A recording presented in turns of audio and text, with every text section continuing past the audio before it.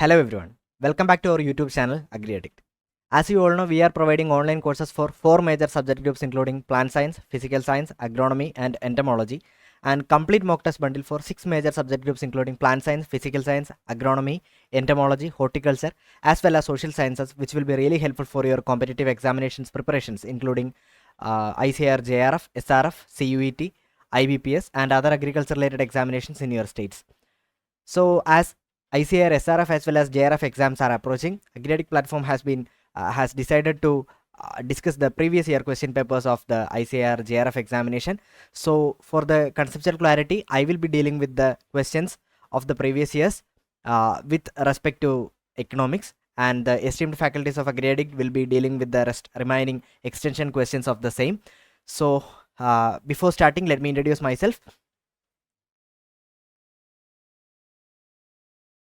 Myself Ajay Anto. I have completed my undergraduation from College of Agriculture, Padanakad, Kerala Agricultural University, and I did my masters in the subject of agricultural economics from College of Agriculture, Rajendra Nagar, PJT, SIO, Hyderabad. And currently I am pursuing my PhD in the subject of Indian Agriculture Research Institute, New Delhi. In the year of 2021, I have secured All India rank 27th in the ICAR JRF examination, and in the year of 2023, I have secured All India rank 4 in the ICAR SRF examination, and I have qualified ASRB net also. So let's start with the previous year question paper of ICAR JRF of 2023. So the first question, which one of the following is not a property of the indifference curve? As we all know, indifference curve is nothing but the locus of the points of the combination of two goods, that is x and y, which will be equally satisfactory to the consumers, right? So along the indifference curve, at any point it will be giving a bundle of two goods x and y, and each bundle will be giving you equal utility along the indifference curve. So the first statement is nothing but the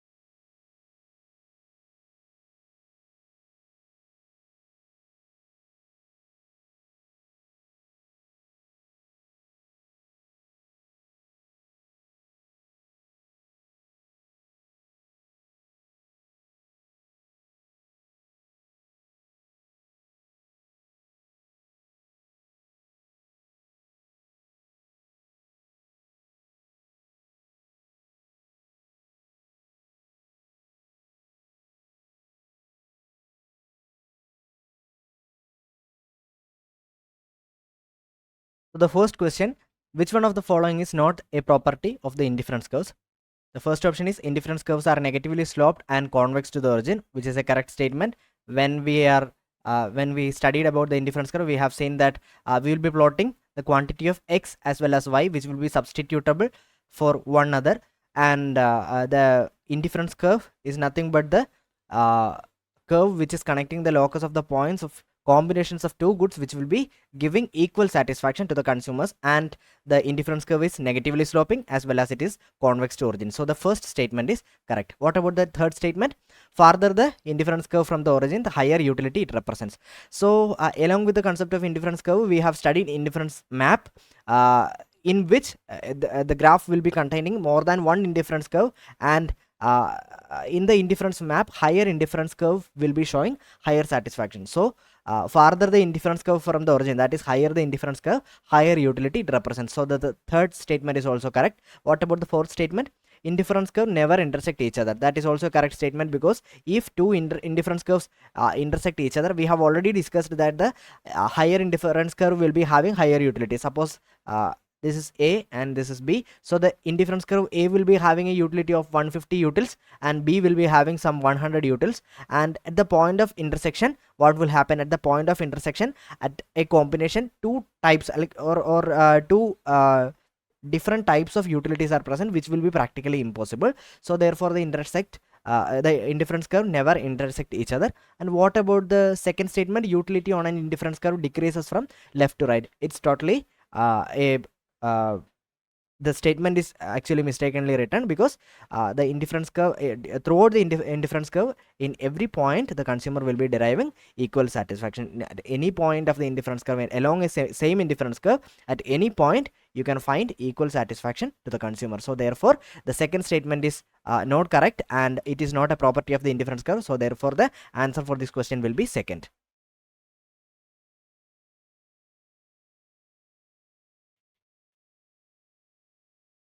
The next question, in consumer equilibrium analysis, a relative change in the prices of the commodities brings about two types of effects on the demand, that is substitution effect as well as income effect, togetherly constituting the price effect.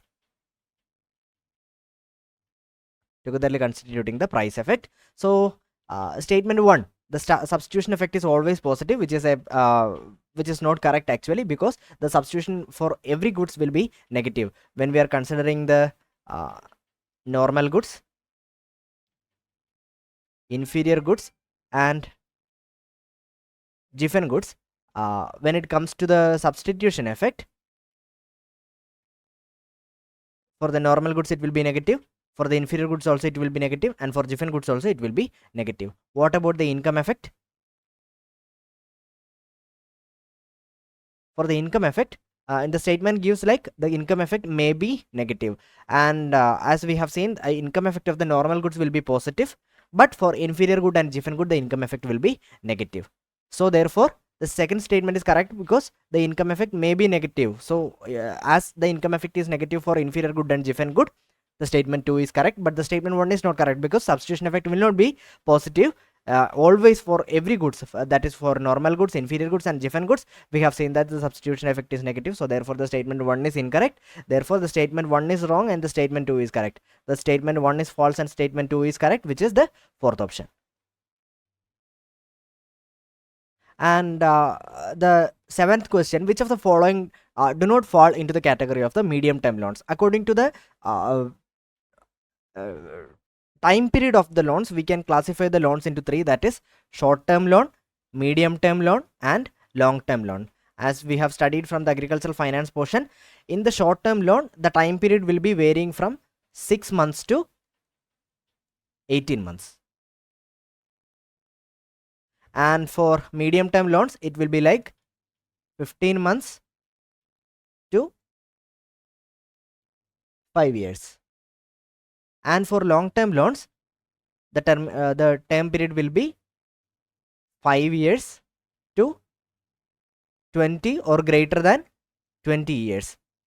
So this is the classification of the agricultural credit according to their term. So when it comes to these examples, the milk cattle belongs to a medium term loan. Reclamation of land is taking too much time, so it will be a long term loan. For purchasing the implements, the agricultural credit will be given, which is also an example for medium term loan. And the construction of building, it will take too much time, so therefore it is a long term loan. And what will be an example for short term loan? Crop loans will be considered as a short term loan. So the question is like, which is not falling into the category of the medium term loan? So A and C are medium term loans, or A and C fall under the medium term loans, so therefore B and D does not fall into it. So therefore the answer will be B and D, and answer 4 will be the correct answer. Okay.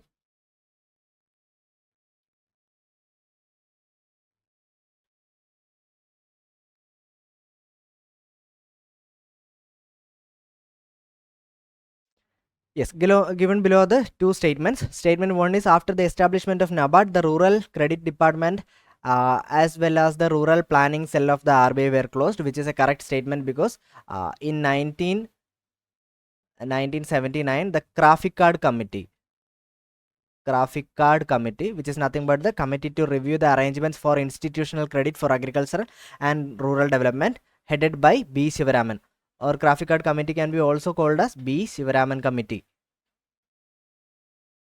B. Shivaraman Committee recommended the establishment of NABARD, and before the establishment of NABARD, the Rural Credit Department was there, like the ARDC, then Agriculture Credit Department ACD, then Rural Planning and Credit Cell RPCC, Agriculture Refinance and Development Corporation ARDC, ACD, RPCC. These three institutions were separate, and Along with the establishment of the NABARD, these three were merged so that the rural credit department as well as the rural planning cell of the RBI were closed when when the NABARD was established. So therefore the statement 1 is correct.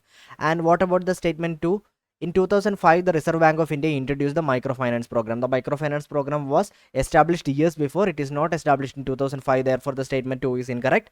So, therefore, the statement 1 is correct and statement 2 is incorrect. The third option is the correct answer.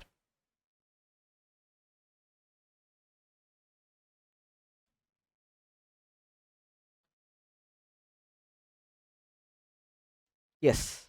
An interesting question. The chronological order of developments in the Indian banking system. So, uh, these type of questions always appears in the ICR, SRF as well as JRF examinations.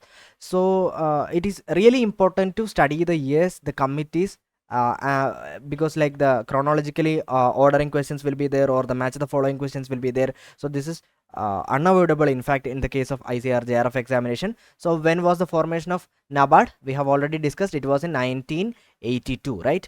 And the nationalization of commercial banks, the first spell was in 1969 and the second spell was in 1980. So it is not specified, so we will write both of the years. Establishment of the Reserve Bank of India was in 1935, and in the start of the regional rural banks, the lead bank scheme was established in 1969, and the regional rural banks was started in 1975. So they are asking us to chronologically order these institutions. The first one was establishment of Reserve Bank of India, C. Then nationalization of banks. Then afterwards start of the regional rural banks, D. And then formation of the NABARD, C, B, D and A. Fourth option will be the correct answer.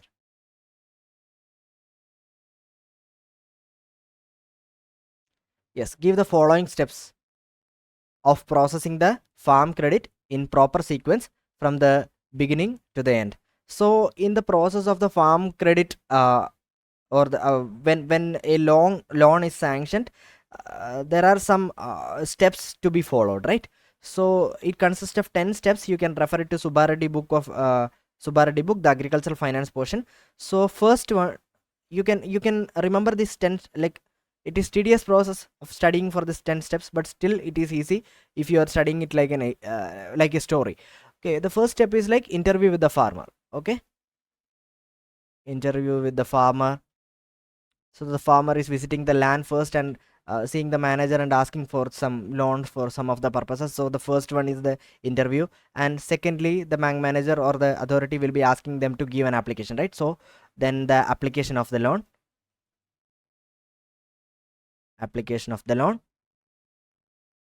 then afterwards what will happen? They will be asking for the records, right? Therefore scrutiny of the records, scrutiny of the records. Then afterwards they will be visiting the field of the farmer, right? Therefore the field visit will be happening, field visit.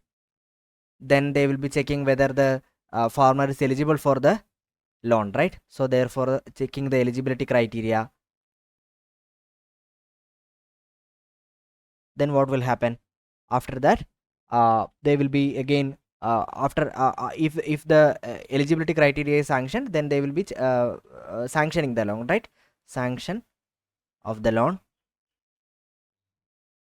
Then afterwards submission of the required documents.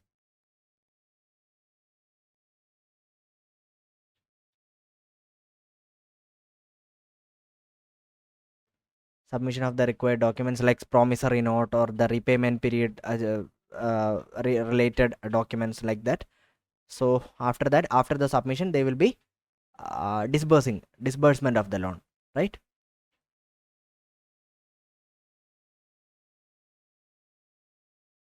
So after disbursing, what will happen? The bank will be checking whether the loan is utilized for the proper purpose or not, right? So therefore post credit follow up, and finally recovery of the loan. So this is the story regarding the sanctioning of the loan, or this is the proper sequence of the processing of the farm credit from the bank institutions to the farmer. So according to this procedure we have to follow, and according to these steps we can answer this question. So the disbursement of the loan, execution of the security document, personal interview, scrutiny of the records. As we have seen, the personal interview will be happening first, then afterwards the scrutiny of the revenue records will be happening, right? So C, D. Then after that, execution of the security document. After getting the security document only the loan will be disbursed, right? So therefore 3 and 4, right? So therefore C, D, B and A. C, D, B, A. The fourth option will be the correct answer.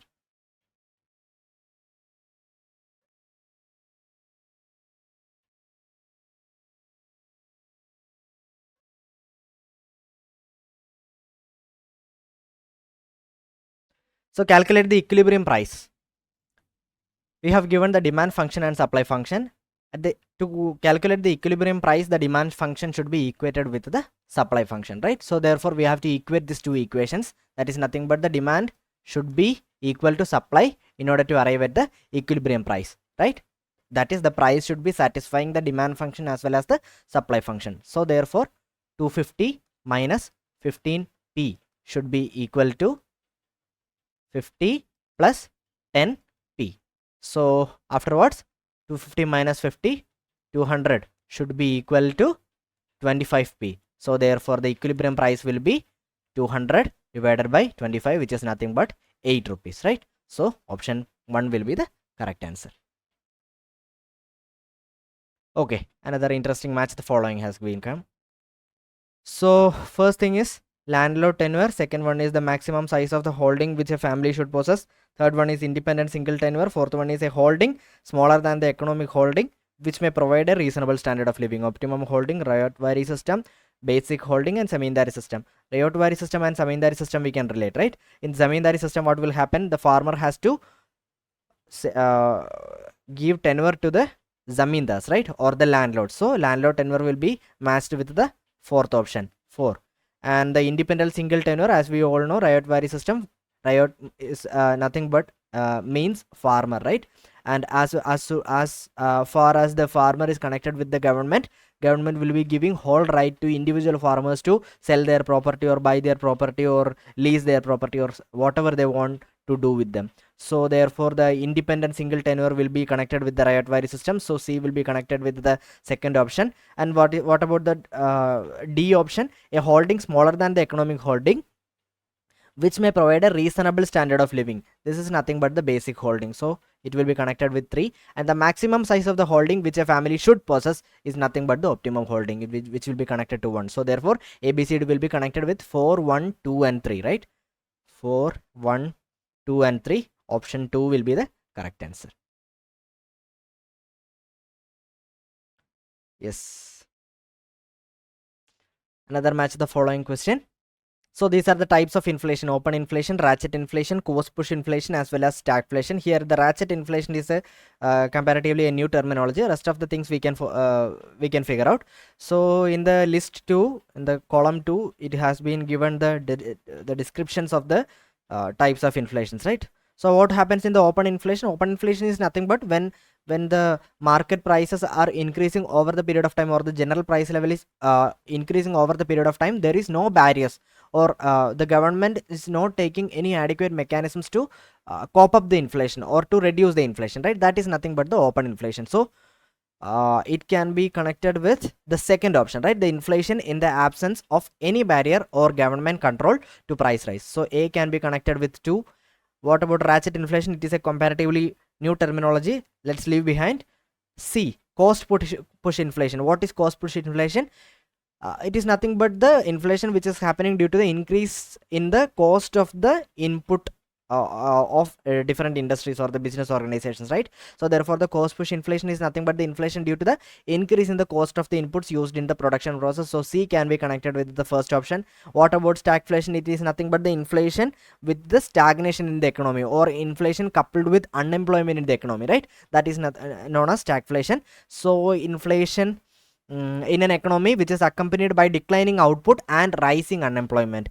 right? So D can be connected with the third option, and the remaining ratchet inflation will be connected with the fourth option. So we will learn ratchet inflation in this class itself. What is ratchet inflation? It is the inflation in sector of excessive aggregate demand and deflation in sectors of inadequate demand, keeping the general price level unchanged. So in ratchet inflation, the general price level actually remains constant, but there are many sectors in the economy. So in some of the sectors in the economy, what will happen? Due to the increase in the aggregate demand, or due to the excessive aggregate demand, inflation will be happening in the some of the sectors in the economy, and which will be compensated in from the other sectors, because there is lack of the aggregate demand, right? So therefore the excessive demand, the sectors which is facing the excessive demand will be facing a chronic inflation there, but at the same time in the other sectors of the economy, due to the lack of the demand, there will be deflation. They will be experiencing the deflation, so it will be compensated, so that the overall general price level will be unchanged. So that is nothing but called as the ratchet inflation. So therefore ABCD will be connected with 2, 4, 1 and 3, right? 2, 4, 1 and 3. Option 2 will be the correct answer.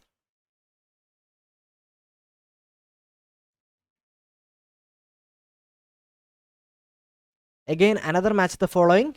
So we have to match the category of the commodities with the income elasticity of demand, right? So income elasticity, what is income elasticity? Income elasticity is nothing but the percentage change in quantity demanded divided by percentage change in income, right?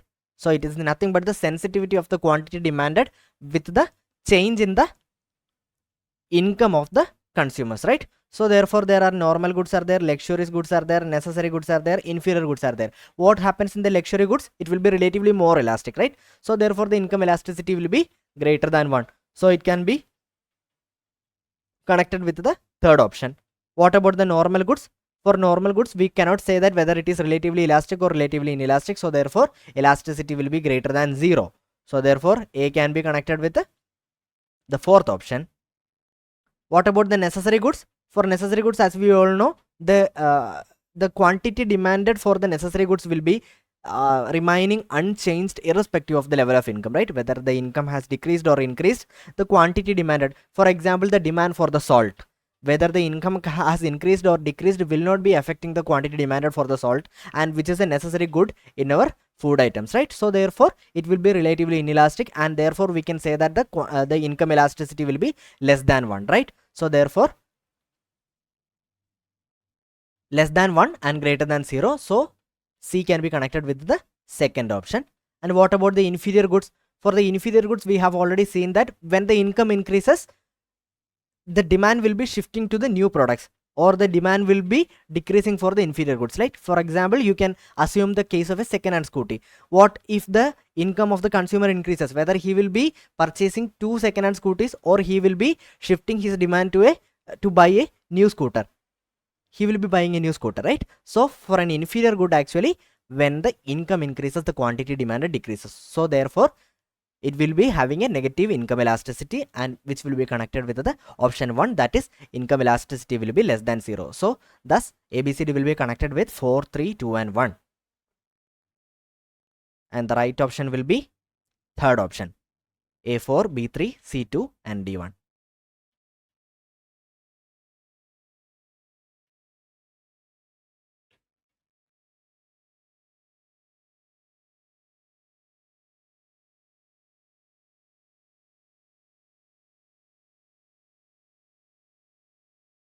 Among the following committees in chronological order, as per their year of setup from the earliest to the latest, we have to order it, right? So the Narasimha committee set up by the RBI for the financial system.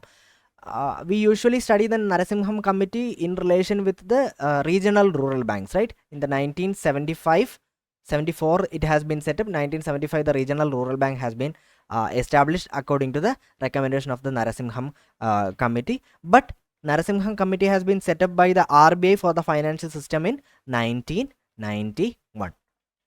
What about the Khusro committee? AM Khusro committee for the comprehensive review of the structure of the agriculture credit for the country was established in 1989.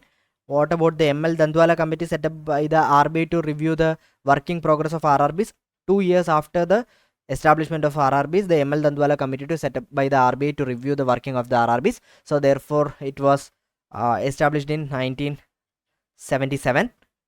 What about the committee to review arrangements for institutional credit for the agriculture and rural development? It is nothing but the Graphic Card committee headed by B. Sivaraman for the establishment of NABARD, which was in 1979. So which was set up the earliest? We have to order it from the earliest to the latest, right? Earliest to the latest.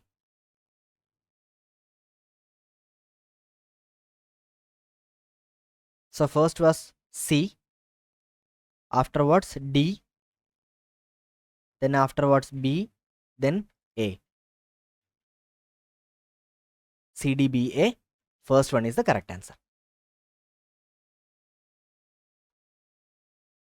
Again, another match the following: NABARD, ATMA, Department of Agriculture and Corporation, Indian Council of Agriculture Research, which has to be followed with matched with Farmer Producer Organization, Farmers Club, Village Climate Risk Management Committee, and Commodity Interest Group. Okay, the Farmer Producer Organization has been set up under the Department of Agriculture and Corporation, so C can be connected with 1, and NABARD has been formed the Farmers Club, so NABARD can be connected with 2. ATMA has been dealing with the Commodity Interest Group, so B can be they connected with the 4th option. And the Indian Council of Agriculture Research has developed the Village Climate Risk Management Committee, so D can be connected with 3. So therefore ABCD will be connected with 2, 4, 1 and 3. 2, 4, 1 and 3. So the third option will be the correct answer.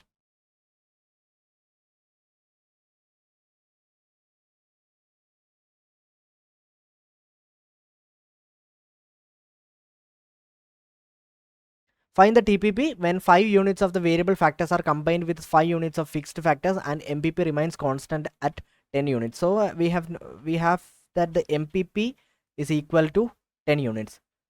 As we are studying in the production functions or the production economics, the MPP can be defined as the rate of change of TPP, right? So therefore delta TPP divided by delta variable factor. So here we know that the variable factors are there, fixed factors are there, but we know that the TP will be directly connected with the fixed factors, and the MPP will be connected with the differential of the TPP with respect to the variable input. So X is nothing but the variable input. Here we can elaborate this equation like TPP final minus TPP initial whole divided by X final minus X initial, right? So here the TPP final minus TPP initial. TPP initial, when the variable factor is 0, the TPP will be 0. So therefore the TPP initial will be 0, and the X initial also will be 0, because in the TPP curve the initial variable input applied will be 0. Therefore it is nothing but TPP final divided by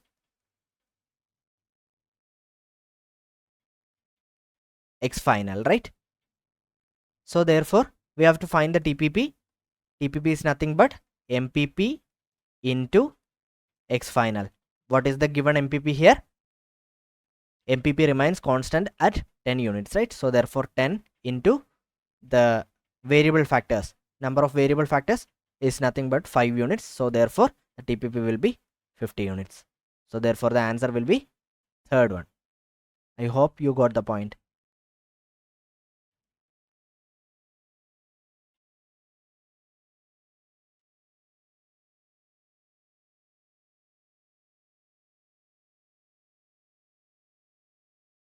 Given below are two statements.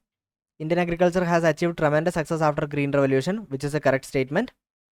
The proactive policies of the government have helped to achieve the higher level of farm productivity in Indian farmers, which is also a correct statement. So the proactive policies of the government have helped to achieve the higher level of farm productivity, because of which the Indian agriculture has achieved tremendous success, right? So therefore the assertion and reason are correct, and reason is the correct explanation of assertion. So therefore the first option is correct. Which one of the following do not belong to the aggregate measure of farm efficiency. So the aggregate measure of farm efficiency includes the total capital invested, total value of production, total expenses, net worth, net cash income, net farm income, farm earnings, family labor earnings, returns to management, which you can refer the Subbareddy book in the portion of farm management. So therefore here the crop yield index is there, which do not belongs to the aggregate measure, and net operating income, it comes under this, net farm income comes under this, and the system index is also not comes under this. So therefore the aggregate measure of farm efficiency, the options which do not belong to the aggregate measure of farm efficiency will be A and D. So therefore the answer will be the fourth option.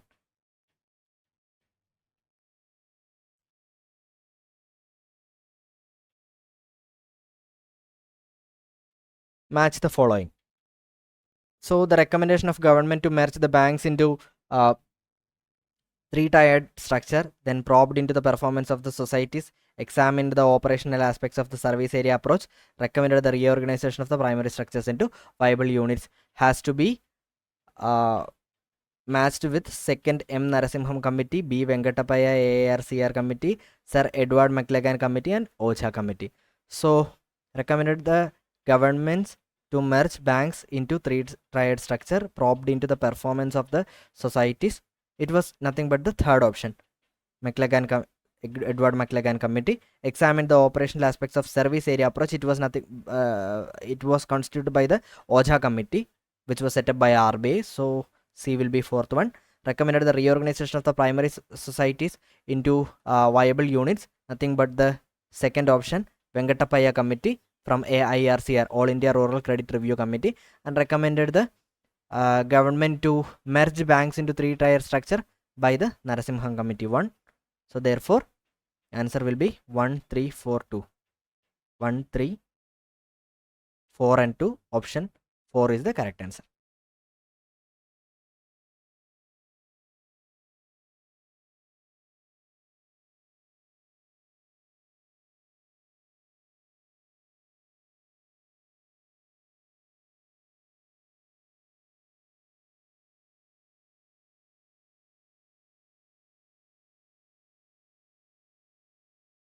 So the next question, arrange the following banks of India in the ascending order of their establishment from the earliest to the latest. So the HDFC Bank,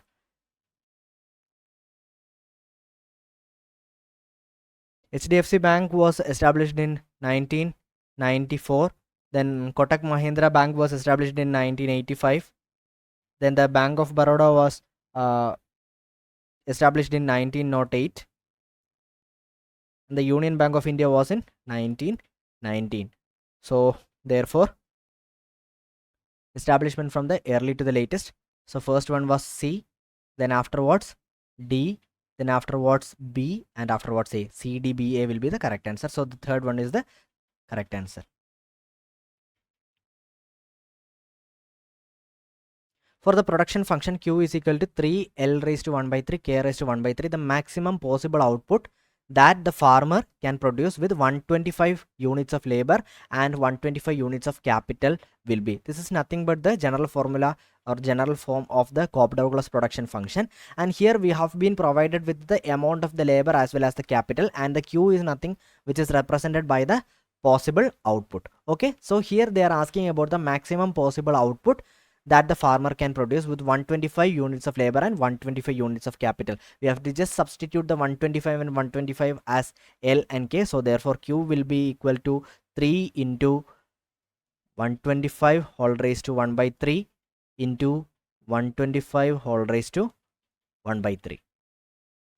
So it's nothing but 3 into 5 into 5 equals 75. So therefore 75 units is the maximum possible output that the farmer can produce with the 125 units of labor as well as 125 units of capital. So therefore the answer will be A.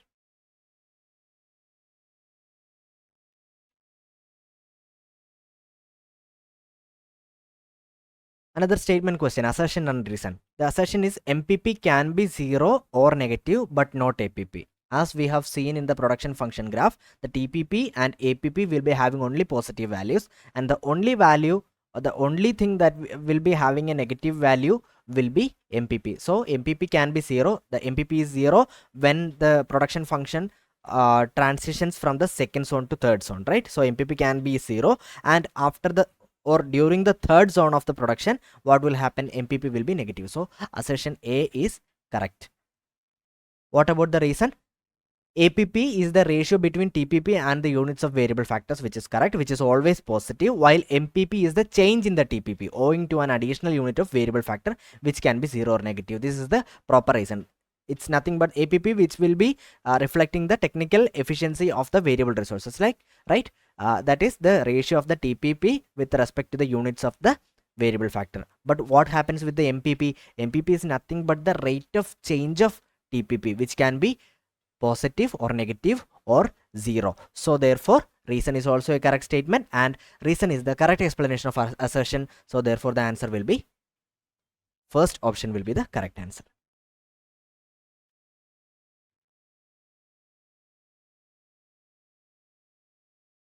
What is the relationship between GDP and GVA? GDP is nothing but gross domestic product, and GVA is the gross value added. So what is the main difference between gross domestic product and gross value added? Gross value added is nothing but the value of the goods and services produced in all sectors of the country, wherein the cost of the manufacturer will be deducted, right? The cost of the manufacturer will be deducted, and the final value of the goods and services and the value of the intermediary good is also not considered in the gross value added. And what happens in the gross domestic product? Gross domestic product is nothing but the value of the final goods and services produced in the domestic territory of the country, right? So there is a key difference between the gross domestic product and gross value added. Is nothing but in the gross domestic product calculation, we are considering the net taxes, right? That is nothing but taxes plus subsidies also we are considering, but in the case of gross value added, we are not considering it. So therefore obviously the gross domestic product will be gross domestic product will be greater than the gross value added. So here in this scenario, what will happen? The taxes earned by the government are more than the subsidies it provides. So therefore the value of the gross domestic product will be again increasing. So therefore gross domestic product will be greater than the gross value added. That is nothing but the first option. So remember the difference between the gross domestic product as well as the gross value added. In the gross domestic product, we are accounting the net taxes. That is nothing but the taxes plus taxes minus subsidies.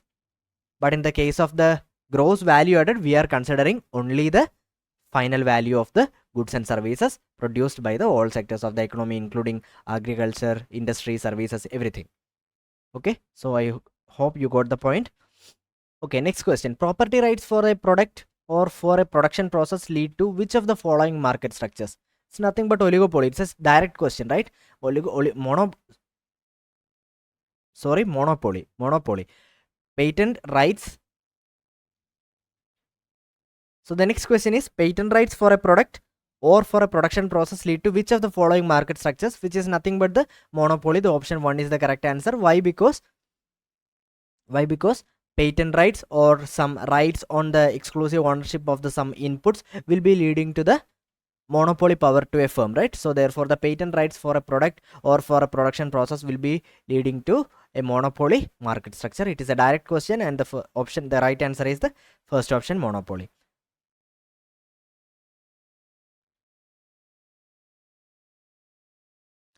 Reserve Bank of India came into existence on April 1st, 1935 on the recommendation of Hilton Young Commission. The third option is the correct answer, Hilton Young Commission. Kothari Commission is related to some educational policies.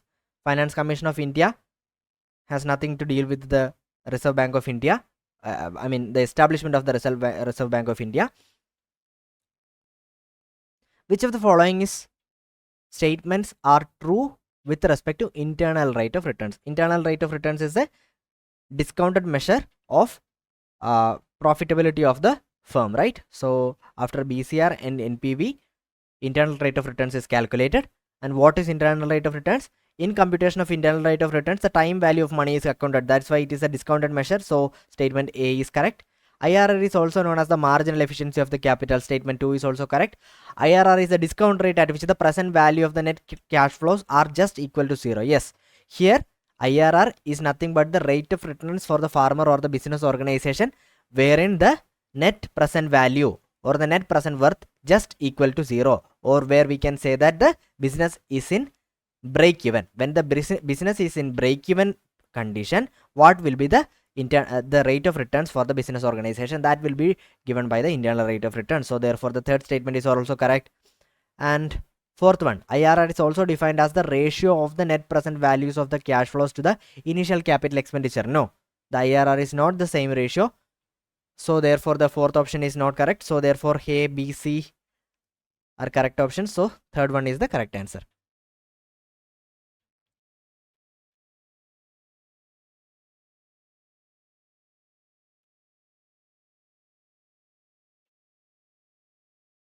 Again, another match the following list has been game. Factor relationship is there, optimum enterprise combination is there, product relationship is there, least cost combination is there. Okay, yes, the optimum enterprise combination, it is nothing but derived from the product combination, as we have already discussed, as we have already known. The product combination there, with limited or the given amount of resources, two products will be there, y1 as well as and y2, right? So therefore the optimum product combination will be given by delta y1 divided by delta y2 is equal to py1 divided by py2, or nothing but the marginal rate of product substitution should be y2 minus y1. The marginal rate of product substitution should be equal to the inverse price ratio of the product. So optimum enterprise combination can be connected with the third option. Similarly, the least cost combination of the factors can be connected with the first option, right? That is nothing but the marginal rate of technical substitution should be equal to the inverse price ratio. That is nothing but the delta x2 divided by delta x1 should be equal to px1 by px2. Therefore it can be connected with the first option. And what is the factor relationship? Factor relationship is nothing but the relationship between one factor to the other factor where the total output remains constant. That is nothing but the fourth option. So A can be connected with the fourth option. And remaining product substitution, what happens in the product substitution? It relates the functional relationship between one product as well as the other product, where the resources used for the production of the two products will be constant. So therefore the product relationship can be depicted by the second column. So therefore 4, 3, 2 and 1, A, B, C, D, 4, 3, 2, 1. The third option will be the correct answer.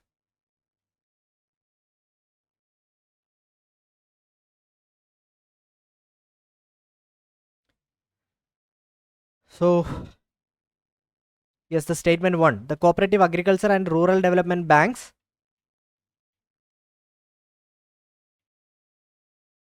the cooperative agriculture and rural development banks were formerly known as the regional rural banks, which is a correct statement.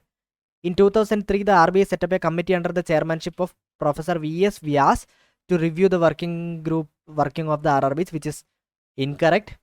Actually, there were a committee which was headed by Vaidyanathan. So the statement 2 is incorrect. So therefore statement 1 is correct and statement 2 is incorrect. Statement 1 is correct, statement 2 is incorrect. So therefore the answer will be 3.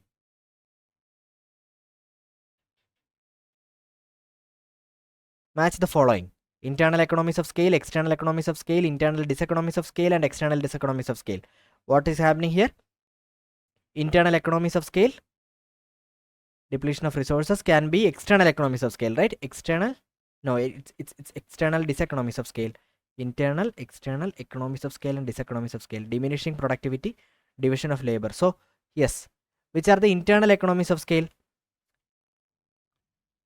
It's nothing but the division of labor, right? So division of labor will be increasing the productivity of the farm organization, and it belongs to the increase in the production will be depending upon the quality of the organization itself, and division of labor will be an inherent quality of the organization. So therefore division of the labor can be considered as an internal economies of scale. So A will be connected with the second option. External economies of scale, it can be connected with the development of developed market and infrastructure. So the developed market as well as the infrastructure will be helping the organization to find the consumers easily, and the well developed marketing chains will be there, infrastructure will be there for the storage as well as the transportation. So therefore the external economies of scale will be connected with the third option. What will be the internal diseconomies of scale? Diminishing productivity, right? In the production process, the diminishing productivity due to the diminishing marginal returns can be happening. So internal diseconomies will be connected with the first option. And external diseconomies of scale, what is happening? Depletion of the resources, right? So maybe the raw materials will not be available as per the requirement, and it is outside the system of the organization, so it is external diseconomies of scale. So D can be connected with the fourth option. So 2, 3, 1 and 4. 2, 3, 1 and 4, the second option is the correct answer.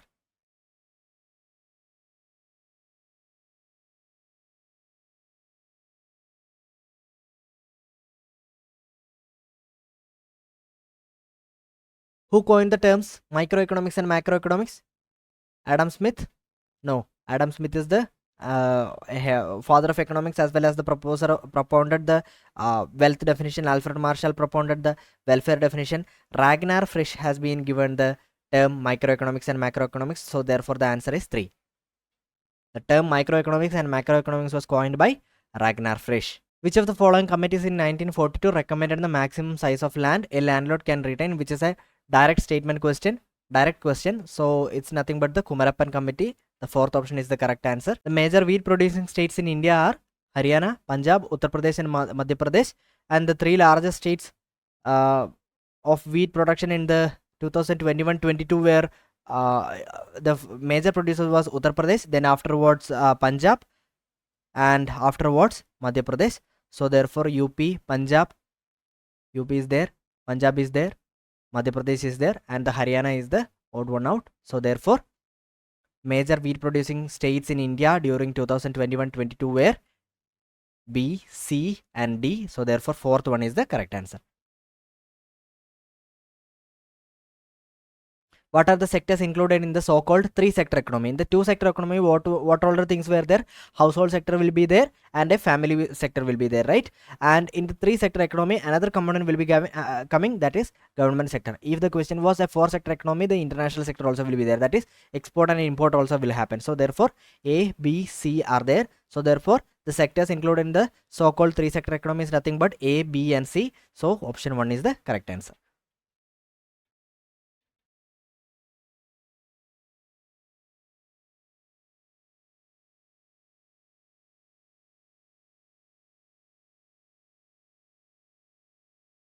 Statement 1. Indian farmers borrow credit from institutional and non-institutional agencies. Statement 2. The borrowings of the credit from the non-institutional agencies higher than the institutional agencies. Both of the statements are correct, because the Indian farmers borrow credit from both institutional agencies, that is banking institutions, as well as the non-institutional agencies such as like local money lenders or the landlords or something like that. And in fact, the small and marginal farmers, due to the procedure formalities or due to the illiteracy, much of the credit will be borrowed from the non-institutional agencies than the institutional agencies. So both statements are correct. Therefore both statement 1 and 2 are correct. First option is the correct answer.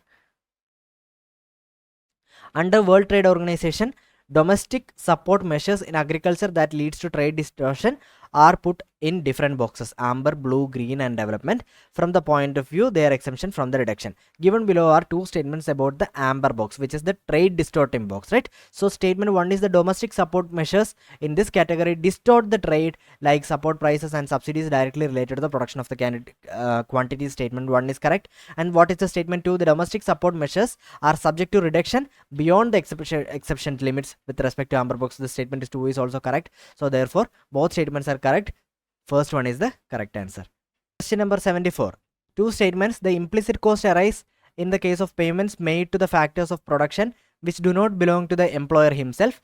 The implicit cost include the payment made to family labor, own capital and land as per the market wage rate. The first statement belongs that describes that the implicit cost arise in the case of payments made to the factors of production which do not belong to the employer himself, which is a false statement, right? Because implicit cost is nothing but it belongs to the employer himself, which is not actually paid to himself, right? If I am owning a land and if I am one of the labor, I am not getting the wage, right? I will be paying the wage. It will be an explicit cost when I am paying the wage to some other hired labors. But even if I am working in the same land, I will not be taking any wage because I am investing my time and my labor to my land, and some implicit cost is there, which is the self-owned cost. So here the statement tells like the implicit cost arise in the case of payments made to the factors of production which do not belong to the employer himself.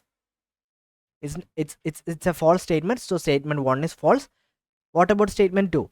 The implicit cost include the payment made to the family labor, owned capital and land as per the market rate or wages. So statement 2 is correct, therefore statement 1 is false and statement 2 is true, therefore the fourth one is the correct answer. So the next question is, which of the following are not the instruments of the quantitative credit control? So the quantitative credit control is also known as the general credit control measures, general credit control measures, or it is also called as the indirect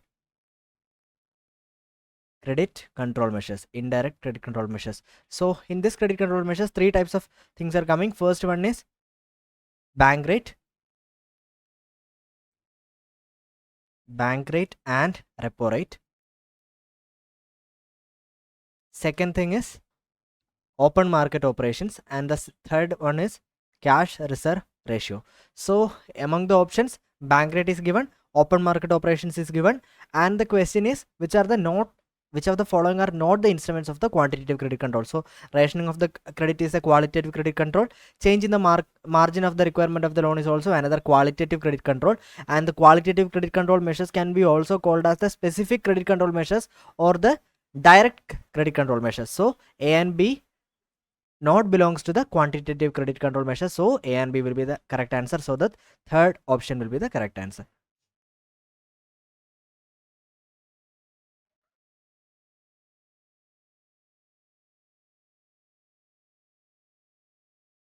Okay, there are two statements. The question number 78, the statement 1 is, it is because of the law of variable proportions, that is nothing but the law of diminishing returns, that the MPP curve make an inverted U shape. Yes, it is correct.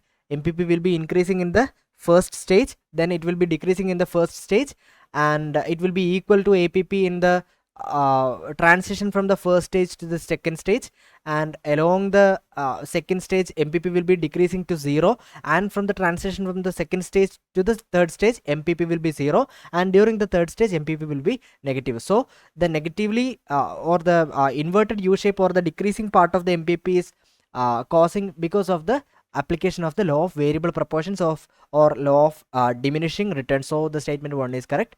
What about the statement 2? Diminishing returns to a factor must lead to a fall in the marginal productivity, marginal physical product, as well as the total physical product. The statement 2 is also correct. So therefore statement 1 and statement 2 are correct. Here option 1 is the correct answer. Diminishing returns to a factor must lead to a fall in the marginal physical product as well as the total physical product, because the total physical products starts to diminish from the third stage. So statement 2 is also correct. So the first option will be the correct answer.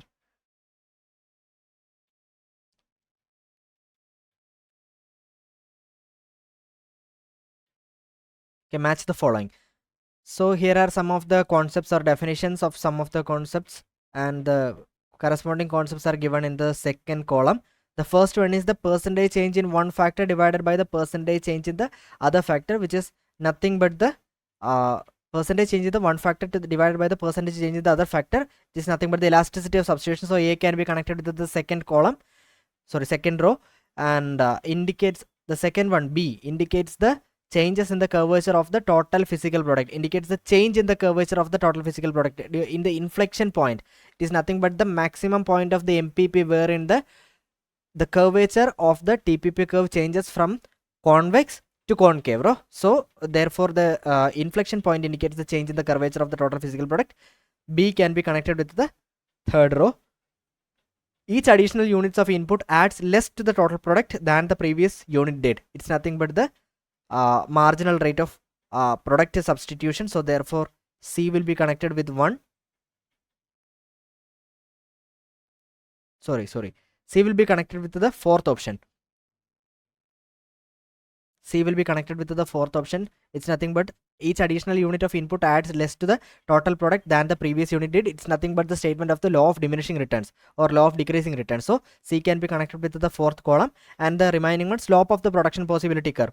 Slope of the production possibility curve will be giving you the marginal rate of product substitution. It's nothing but delta y divided by delta y2 divided by delta y1. It's nothing but the marginal rate of product substitution. So therefore D can be connected with the first column. So ABCD will be matched with 2, 3, 4 and 1. 2, 3, 4 and 1. The option 1 will be the correct answer.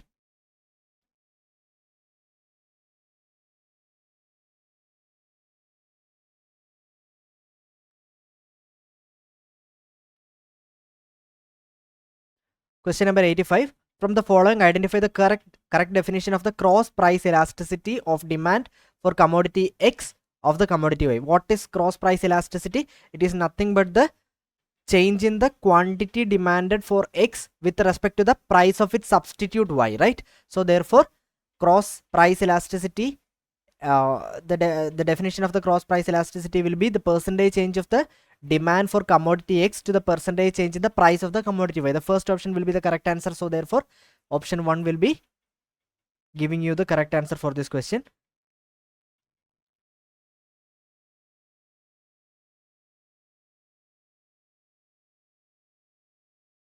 Which of the following? Question number 88. Which of the following 4 aspects of demand are defined correctly? Contraction of demand, expansion of demand, increase of demand and decrease of demand. What is contraction of demand? Shift of the demand. No. Contraction and extension of the demand or contraction or expansion of the demand happens along the demand curve. There is no shift factors because it happens due to the change in the price, right? So option A is incorrect. Expansion of demand, increase in demand for a commodity with a decrease in its price. B is correct. Increase in demand, increase of demand is the shift of the demand curve to the right. C is also correct answer because increases of the demand happens due to some of the shift factors other than the price, like price of the related commodities or income of the consumer or the change in the constitution of the population, something like that. So except the price factor, whichever thing which is changing the demand will be causing the demand curve to shift either to right or to left. So if it is shifting to right, it can be considered as increase of demand, and if it is shifting towards the left, you can consider it as decrease of demand. So therefore C is also a correct answer. And decrease in demand, decrease of demand of the commodity with increase in its price. D is also a correct answer. So therefore, which of the following are defined correctly? B, C and D. Decrease of demand, sorry, it's nothing but the contraction of demand, right? The statement D will be giving the contraction of demand, so D is also incorrect. So B and C will be the correct answer. So therefore the option 4 is the correct answer. Krishi Sinchai Yojana, Pradhan Mantri Krishi Sinchai Yojana was established, the scheme was established in 2015, which is aiming to increase the water resource productivity in the agricultural field, and therefore Krishi Sinchai Yojana can fulfill the mission of per drop more crops. Third option is the correct answer. So the 19th question, which of the following do not form a part of cost A1? Here the value of the fertilizer belongs to cost A1. Irrigation charges is also belongs to cost A1. You have to just by heart the whole list or different forms of the cost which is coming under cost A1, like many 10 to 12 costs are enlisted under the cost A1 part. So value of the fertilizers is included in cost A1, irrigation charges is included in cost A1, but interest on own fixed capital belongs to cost B, and the imputed value of the family labor is connected with cost C. So therefore A and B belongs to cost A1. So those things which do not form the part of cost A1 is nothing but the third option, C and D. So the third one is the correct answer. Which one of the following is not the function of money? Question number 91. Unit of value or account, it is a function of money. Medium of exchange, it is a function of money. Store of value also, it's a function of money. But standard of living is not a function of money. Therefore, it is a direct question. Third one is not the function of money. So third one is the correct answer. Standard of living is not the function of money. Okay, question number 92. Arrange the following institutions chronologically according to the years these were set up, starting from the latest to the earliest. So Rani Lakshmi Bai Central Agricultural University, Jhansi, was established in 2014. Then UAS Dharwad was established in 1986. ICAR India Karnal was established in 1923, and ICAR Central Arid Zone Research Institute Jodhpur was established in 1951. So we have to order it from the latest to the earliest. So the latest one was RLBCAU Jhansi, so A.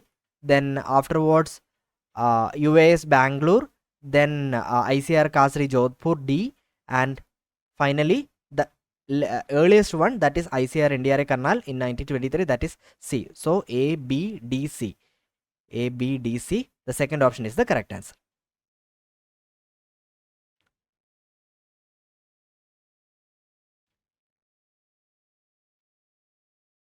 Which is the chronological sequence in the evaluation of the definitions of the economics? It's nothing but the order of learning only, right? Like we have discussed in the previous classes in the AgriAddict platform. First one was given by the first definition of the economics was given by wealth definition, was given by Adam Smith, and therefore the wealth definition comes first. Then afterwards Alfred Marshall in his book named Principles of Economics. So second definition is welfare definition, and third one was scarcity definition, and the final one was growth definition. So the chronological sequence is nothing but D, C, B, and A. So therefore the answer will be D, or the fourth option will be the correct answer. Question number 96.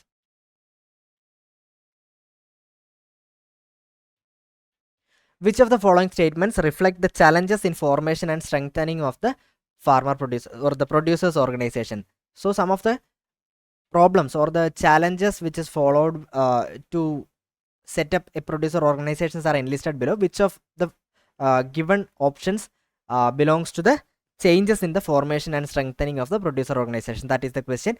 The first option is inclusion of weaker sections or non-participating members in the activities of the producer organizations, right? So if we are formulating a producer organization, obviously there will be weaker sections. The inclusion of the weaker sections will be a problem, and there will be many non-participating members in the activities of the farmer producer organization. So therefore option A is correct. Then what about the option B? Facilitating organizational development process in enhancing the capacities of the producer organization or rural divisory services. It is also the facilitating this development process is also a difficulty or a challenge. So therefore B is also a correct answer. And mobilizing the internal resources through enhanced membership base and efficient use of external and internal resources is also another challenge. So C is also correct answer. And enabling the members to develop the attitude of considering the producer organizations as their own. They shouldn't feel like they belong to they are an outsider to the producer organization. To develop an attitude to feel them as an insider from the producer organization is also another challenge. So D is also a correct answer. So therefore all of the options reflect the challenges in formation and as well as strengthening the producer organization. So therefore the third option is also the third option is the correct option. So what is the current position of India in the Global Innovation Index as compared to its 81st position in the 2015? So as per the recent data, the India stands 40th in the Global Innovation Index. So therefore the answer 4, option 4 is the correct answer. Along with this, we have to learn some more the position of India in some of the other indices, the globally accepted indices also. In the case of Human Development Index, HDI, India stands at 132nd position. 132nd position. And in the case of Happiness Index, India stands at 126. In the case of Peace Index, also India stands at the same position, 126th. And in the case of Environmental Performance Index,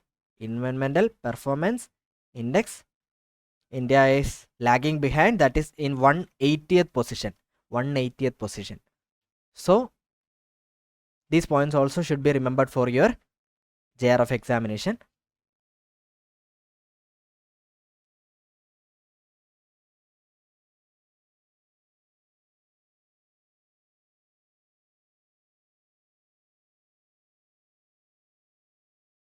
Given below are two statements about the shape of the average cost curves. So the statement 1 is the short run average cost curves are saucer shaped. Saucer shaped. It is a direct statement from the textbook. So statement 1 is correct. What about the statement 2? The long run average cost curves are U shaped. It is also a correct answer. Actually, the short run average cost curves usually that we study is of U shaped, but it can be also saucer shaped, and the aggregate of the short run average cost curve will be giving you the long run average cost, and it is also a U shaped curve which will be much flatter than the short run average cost curve. So therefore the both statements are correct. So therefore the option 1 is correct. That is both statement 1 and statement 2 are true.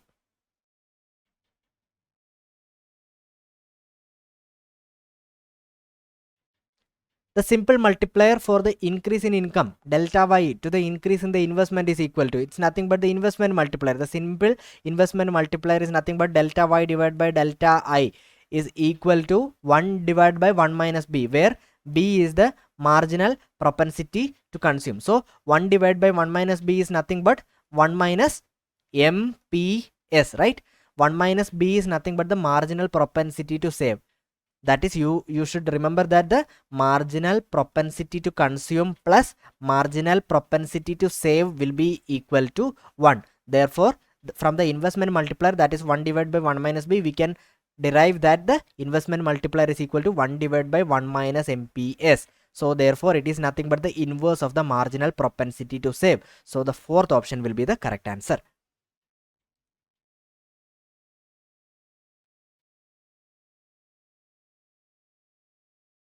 Okay, 108. Question number 108. For a country X, the depreciation or the capital consumption allowance is rupees 20 lakh crores. The import value is 25 lakh crores. The export value is 20 lakh crores.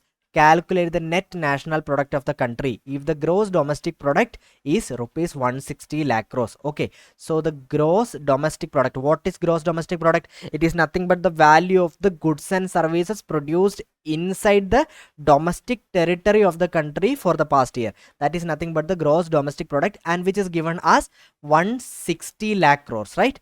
So in order to make it net national product, national product, we have to do two conversions. That is, we have to change the gross to the net. How to change the gross to the net? We have to deduct the depreciation amount, right? So therefore the gross domestic product can be converted to net domestic product by minusing or deducting the depreciation. So therefore net domestic product will be 160 lakh crores minus the depreciation. What is depreciation here given? 20. That is 140 lakh crores. So the NNP will be given as 140 lakh crores. So again we have to convert this NDP into NNP. NDP is nothing but the net value of the goods and services produced in the domestic territory of the country, but in the national product, when we are computing the national product, we have to account the import as well as the export also, right? So therefore the net export also has to be added to the NDP in order to make it as net national product. So what is the net export here? Here it is given that the import is 25 lakh crores and the export is just 20 lakh crores. So therefore the net value of the export will be a negative value. It's nothing but minus 5 lakh crores, right? So therefore along with 140 lakh crores, we have to add the net exports, but the value of the net export is minus 5 lakh crores. Therefore the net national product will be 140 minus 5, that is 135 lakh crores. So it's nothing but the conversion from the GDP to the NNP. Either you can convert the GDP to the national domestic product, and then you can convert it as net national product, right? So that's how we have arrived at 135 lakh crores as net national product, which is given in the option 1. So the option 1 is correct.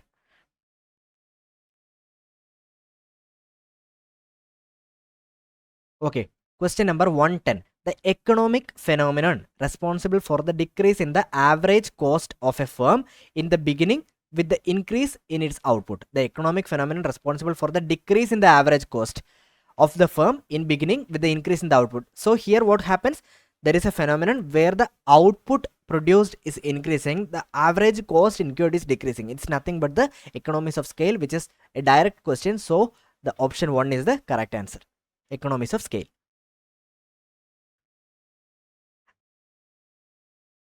As per the theory of transformation, as a country moves towards the development, the share of the contribution to the national income of the three sectors of the country, primary, secondary and tertiary, is in the sequence of. So here, as per the theory of transformation, what will happen is nothing but during the process of the development, actually the share from the primary sector will be decreasing over the time period. That is, after the development or throughout the development, the share of the tertiary sector will be much higher than that of secondary sector, and which will be higher than that of the primary sector, because in the underdeveloped countries, what will happen, much of the people will be depending upon the primary sector, that is nothing but agriculture.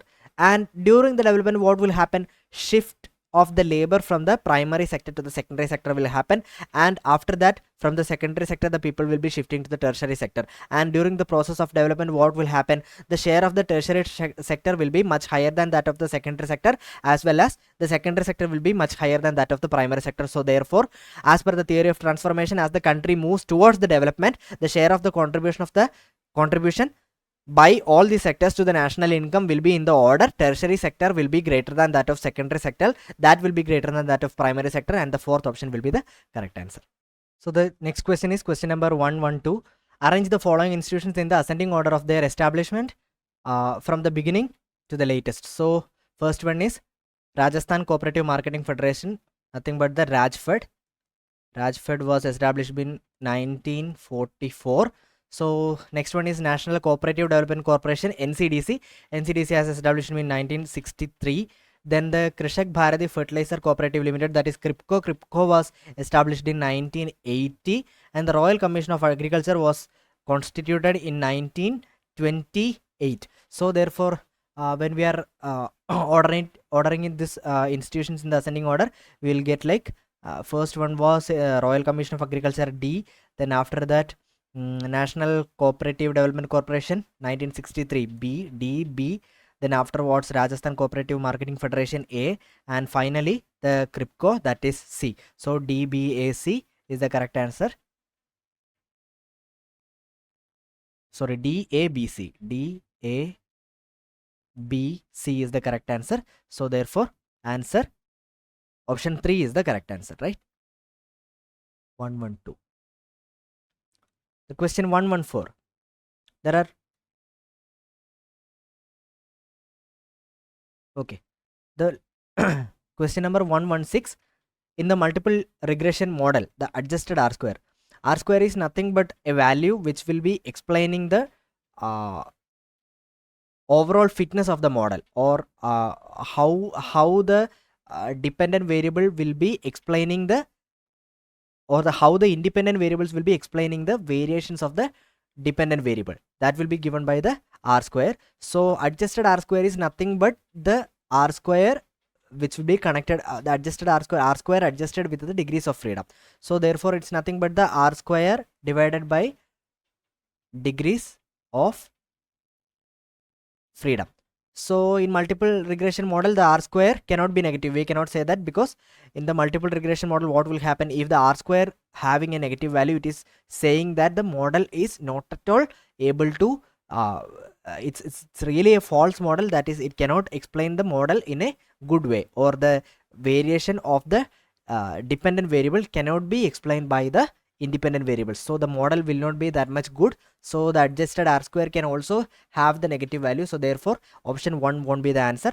And the second one, it will never be greater than R square. That is the correct option. Why? Because adjusted R square is nothing but the R square adjusted with the degrees of freedom. So anyway, there will be a denominator component. So R value or the R square value is divided by a component will be giving a lower value than that of the R square. So therefore the adjusted R square will be always less than that of the R square. So it will not be it will never be greater than that of the R square. Then what about the third option, equals the squares of the correlation coefficient R, which would have been correct in the case of just r square. It's not the adjusted r square, so it's just the r square. So therefore third also will not be coming. And the fourth one, it cannot decrease when the additional explanatory variable is added, which will be affecting the degrees of freedom, and the r square will be changing. So therefore the second option will be the correct answer. So adjusted r square will never be greater than that of r square. So the option 2 will be the correct answer. By mistake we have missed one question. So this will be the final question for the agricultural economics. Okay, which of the following, the 100th question, this is the last question of the session. Which of the following are the assumptions of the linear programming? Which are the assumptions of the linear programming? Actually, there are many assumptions for the linear programming. The first assumption is linearity, then additivity, divisibility, non-negativity, objective functions, certainty, finite choices. Such and such assumptions are there for linear programming. So here additivity is given. So which of the following are the assumptions of linear programming? Additivity is given, and complexity is not there, multiplicity is not there, infiniteness is also not there, additivity is nothing but the objective function. Suppose we have to maximize the profit, okay, so the objective function will be z is equal to alpha a plus beta b plus gamma c. So a will be land, b will be capital, c will be the labor or something like that, land, labor, capital we are considering. And so what we can see that the profit will be constituted by the additivity of the different resources such as land, labor and capital. So this is nothing but the additivity. There is no assumption such as complexity, there is no assumption such as multiplicity. There is an assumption called finiteness, but infiniteness is not an assumption. So therefore the only assumption for the linear programming is B. So therefore the answer is the third option, B. So that's all about today's topic. The remaining questions regarding the agricultural extension as well as the general agriculture will be dealt by our friend Anu in the continuation of this video. So we are planning to continue the discussion on the previous year question papers for ICAR JRF examination in this series. So if you really like our content, please like, share and subscribe to our YouTube channel, and follow the WhatsApp group of AgriAddict for the further updates. Thank you. Hello everyone, welcome to our YouTube channel AgriAddict. As we know, we are providing online courses for 4 major subject groups, that is plant science, physical science, agronomy and entomology. And also we are providing full-length mock tests for 6 major subject groups including horticulture and social sciences. So in this series, we will be discussing previous year question paper of ICAR JRF examination so that it will be helpful for your upcoming entrance preparation. In 2023 social sciences, Ajay and Joshi have already discussed about the economics and statistical parts. So here today I'll be discussing with the extension and the general agriculture part. So before going into the question paper, when we discuss about the extension part, we can see that a majority of the questions are coming from 2 chapters. One is diffusion of innovation and second is communication.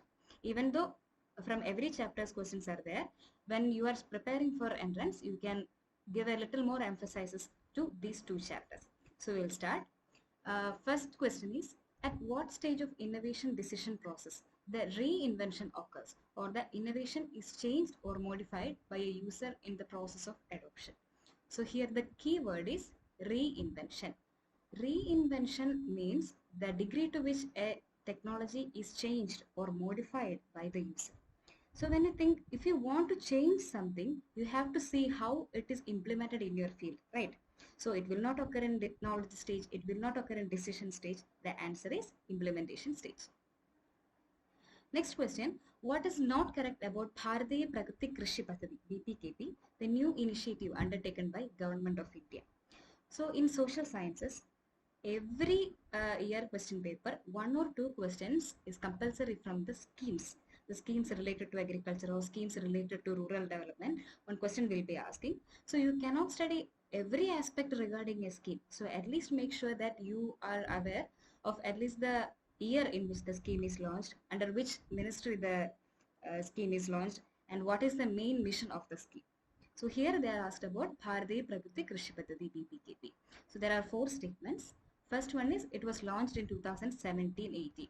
The statement is wrong because BPKP was launched in 2019-20. It is a sub-scheme of Paramparagat Krishi Vikas Yojana, PKVY, correct? And it also includes zero budget natural farming, correct? And under this scheme, 4.09 lakh hectare of land has been brought under natural farming.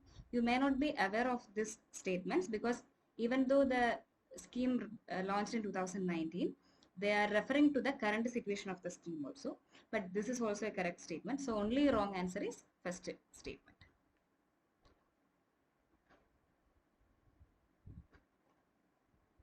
Next question is, Extension agent is planning about conducting a demonstration on latest technology on oil seeds and engaged in thoughts concerning unfinished work. At this moment, he or she is communicating with oneself. What type of communication is this? We know there are 4 types of communication in which a person is communicating to himself regarding his thoughts in his mind is referred to as intrapersonal communication. Intrapersonal communication. Interpersonal communication is between two people. Next question is from economics. So this is the second question from the communication. Arrange the elements of the Laswell model of communication in correct sequence. So I think you might remember the Laswell model of communication. Every model of communication will start with the communicator. So in Laswell, it is who says what message, through what channel, to whom or the receiver, with what effect or output. So the option will be B, A, C, E, D, the option 1. Next question is also economics. Next we will go to one general agriculture question. See, in general agriculture from social science papers, generally they will ask very direct questions only, and there is one general agriculture book, the competitive book for general agriculture written by Nebraj Sunda, which is like most of the information necessary for our social science paper will be there only in crisp form. That is a small book. Here also you can find answers directly from the book, like it is very direct questions only. Here, arrange the following soil types found in India on the basis of the area under these soil, starting from the smallest to largest. When you refer to the book, you will get that alluvial soil constitute around 46.6 percentage. Black soils constitute around 16.6 percentage, and red soils constitute around 10.6 percentage. And desert soils are nominal in nature. So you can see it will be like smallest to the largest. D, B, C, A. Answer is 4th one. Next question, soils having pH greater than 8.5, EC less than 4, ESP greater than 50. So the variation in the pH, EC and ESP will result in different kind of soils, which each kind of question will be asked in different papers in the previous years, 2021, 19, 20, like that. So just we take a look in the Nebraj Sunda book in this regarding this portion. So here the answer is sodic soil.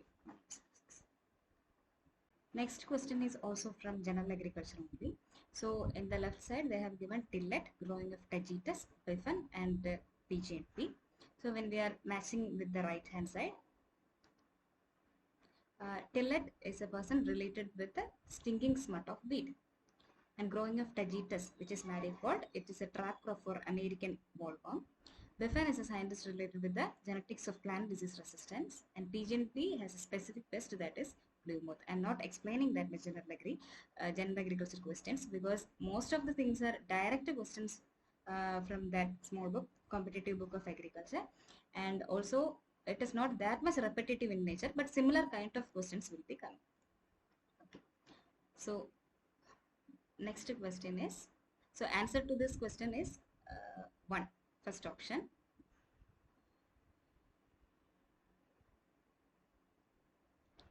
Educating a farmer about ill effect of harmful insecticides belong to which of the following? So educating a farmer about ill effect of insecticides, that will come under extension education, which is non-formal education in nature. It doesn't have any strict curriculum or attendance or class schedule, so it is not formal education, and also it is not that informal also in nature, which it is not teaching about the life processes or anything, so it is not informal, it is non-formal education, option 3. Next question is statement question. First statement is one of the important principles of rural journalism is to organize the write-up like an inverted pyramid, keeping the most important information at the top. We know while writing a write-up, it should follow the principle of inverted pyramid, which means the most important information will come in the top. As we elongate the write-up, as the write-up progresses, you can add more details and less important details so that this portion will get the attention of the farmer so that he feel like keep on reading it. Okay, so the first statement is correct. In rural journalism, it is important to explain the technical terms in short and simple sentences, use common words which have concrete meaning. So the most important thing in rural journalism is it is a writing for farmers or rural people. So you cannot use the very jargon words or technical words which they can't understand. So even if you use the term, it should be in short and simple sentences. Also use common words which have concrete. It should not be very abstract or very vague giving meaning giving words. So both the statements are correct only. Option 1. Next question is also from communication. It is a statement question. First statement is problems concerned with the accuracy of the transference of information from sender to receiver in communication is called influential problem. In communication process, problems regarding the interpretation of meaning by the receiver as compared to intended meaning of the sender is called a semantic problem. So this question is related to the 3 levels of problems identified by Shannon and Weaver. So there are 3 levels of problem. First one is technical problems. Second one is influential semantic problems. And third one is influential problems. So in technical problem, the problem related with the accuracy of the transference of information from sender to receiver is considered. In semantic problems, the problems regarding interpretation of meaning by the receiver is considered. And in influential problem, we will be dealing with the success to which the meaning conveyed to the receiver lead to the desirable changes in the receiver. So in these statements, the first statement is incorrect and second statement is correct. So the answer is 4.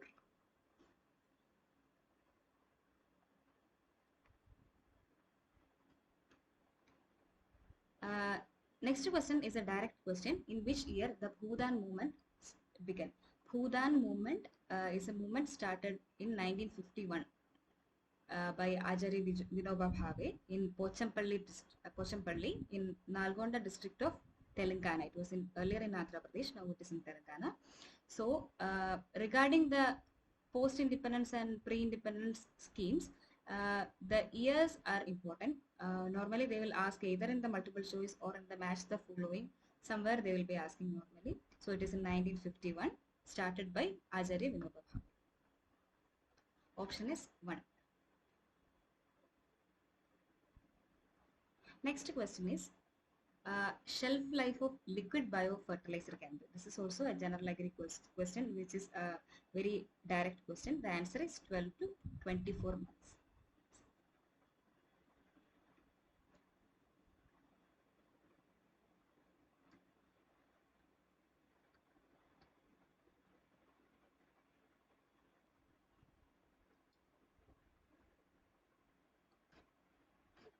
Next question is, these all are from economics questions. Arrange the stages involved in the innovation decision process in the correct sequence. You will be knowing the innovation decision process. There is a short form we all know, that is KPDIC, starting from knowledge, persuasion, decision, implementation and confirmation. So the option will be CABDE. CABDE. Answer is 4. Next is a match the following question. So in the left side they have given Mazdoor Mansil, Village Guide, Multi-Purpose Worker and Pratipalika. And the right side it is like the both pre and post independent programs are there. Okay, so we know Mazdoor Mansil is another name of Nilokiri experiment which started in 1948. Years are very important. regarding every scheme, the year, the name of the person associated with it, and the main outcome or main some main attributes related to with the project. As every time it is a compulsory question, it will be coming. And second is village guide. Village guide is a concept related with the Gurgaon attempt by FN Bray. Okay. Then multi-purpose worker is related with the Itawa pilot project. And Pratipalika is a concept related with the Sri Niketan Institute. Actually, in all these four options, the correct answer is not there. They have made some mistake in giving the options. So, but the answers are like this. Which of the following communication channels are relatively more important at the knowledge stage of innovation decision process? Earlier we saw the innovation decision process steps and stages, and it is the first stage, the knowledge stage. They're asking which communication channels are more important. So in the knowledge stage, you are starting to get to know about a new technology or new innovation. So you don't need so much personal contact or so much personal talking with the receiver or the target audience. You just need to make them know that there is such an innovation exists. So mostly mass media or the cosmopolite channels, which is outside from our locality. That kind of communication channels we are needed. So when we see mass media channels can be used, interpersonal channels are not needed in this stage. From the next stage onwards, interpersonal have some influence. Cosmopolite channels, which are outside from the society, locality. Localite channels are also not useful in this stage, and newspapers can also be used. So the answer is A, C, and E. Next is a general agriculture question. Which of the following states had the highest area under micro irrigation? 02. So the answer is Karnataka. The thing is, in social science paper, many questions related to the current scenario of agriculture has been asked. It might be the area under irrigation or the production productivity and area under major crops like rice, wheat, banana, sugarcane, cotton, and the order in which they are having highest yield in the last year, and the GST, not GST, GSV, GDP of India, and some main indices like global innovation index, gender gap index, human development index. These are like will change from year to year, so it won't be much useful if I discuss the question here, but surely any of these kind of questions will be asking every year according to the year which is the exam is conducting. So make sure that you are covering that portion also. So the next question is also from communication. Which one of the following increases by eliminating the noise in the communication process? Noise. So we'll see one by one. First one is feedback. Feedback, which is an action reaction dependent, which is sending from the receiver to the communicator. So it has nothing to do with the noise. And second one is fidelity. What is fidelity? Fidelity is the faithful performance of the communication process by all its elements. So, which means all the elements are working perfectly, which means that the noise is a disturbance in the communication process, and by eliminating the fidelity can be increased. What is empathy? Empathy is the ability of one person to understand the frame of reference of another person. And also, it doesn't have much to do with the noise in the communication. And homophily is nothing but the similarity in the attributes of two people who are communicating with each other. So this is whether it is similar or dissimilar. That is only look from, we can see from homophily. So the only answer here is fidelity, option number 2. Next is also an economics question.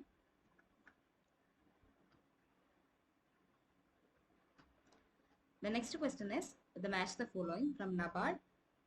Left side there is a name of the organizations: NABARD, ATMA, Department of Agriculture and Cooperation, Indian Council of Agriculture Research. On the right side, there are different farmer groups in which these organizations are related to. We will be one by one. First is farmer producer organization.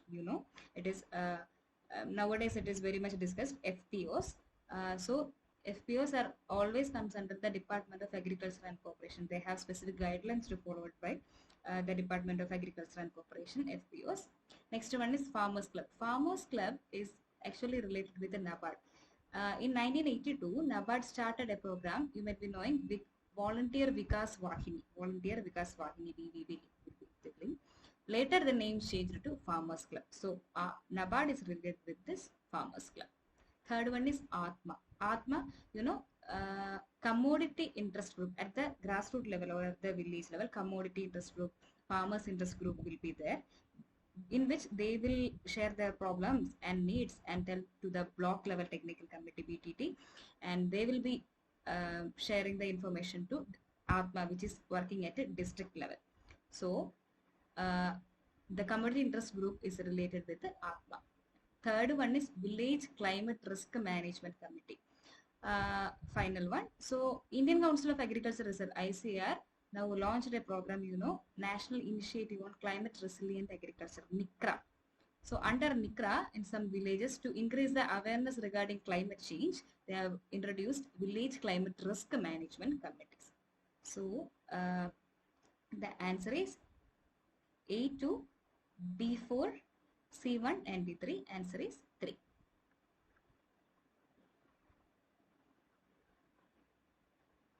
Next question is again from communication. Which of the following are the main elements in the diffusion of new ideas? Innovation, communication channels, social system, awareness and interest. There are 4 elements in the diffusion of new ideas. One is innovation, second is communication channel, third is social system, and fourth is time, which is not given here. So the answer is A, B and C, first option. Next is an assertion reason question. Given below are 2 statements. One is labeled assertion and another is reason. So assertion is India has experienced a drastic rise in educational level among its population in the past 3 decades, which is a correct statement. Now the reason is that differences in educational attainment between males and females have shrunk. Again, the statement is correct because nowadays the male and female educational gap is reducing.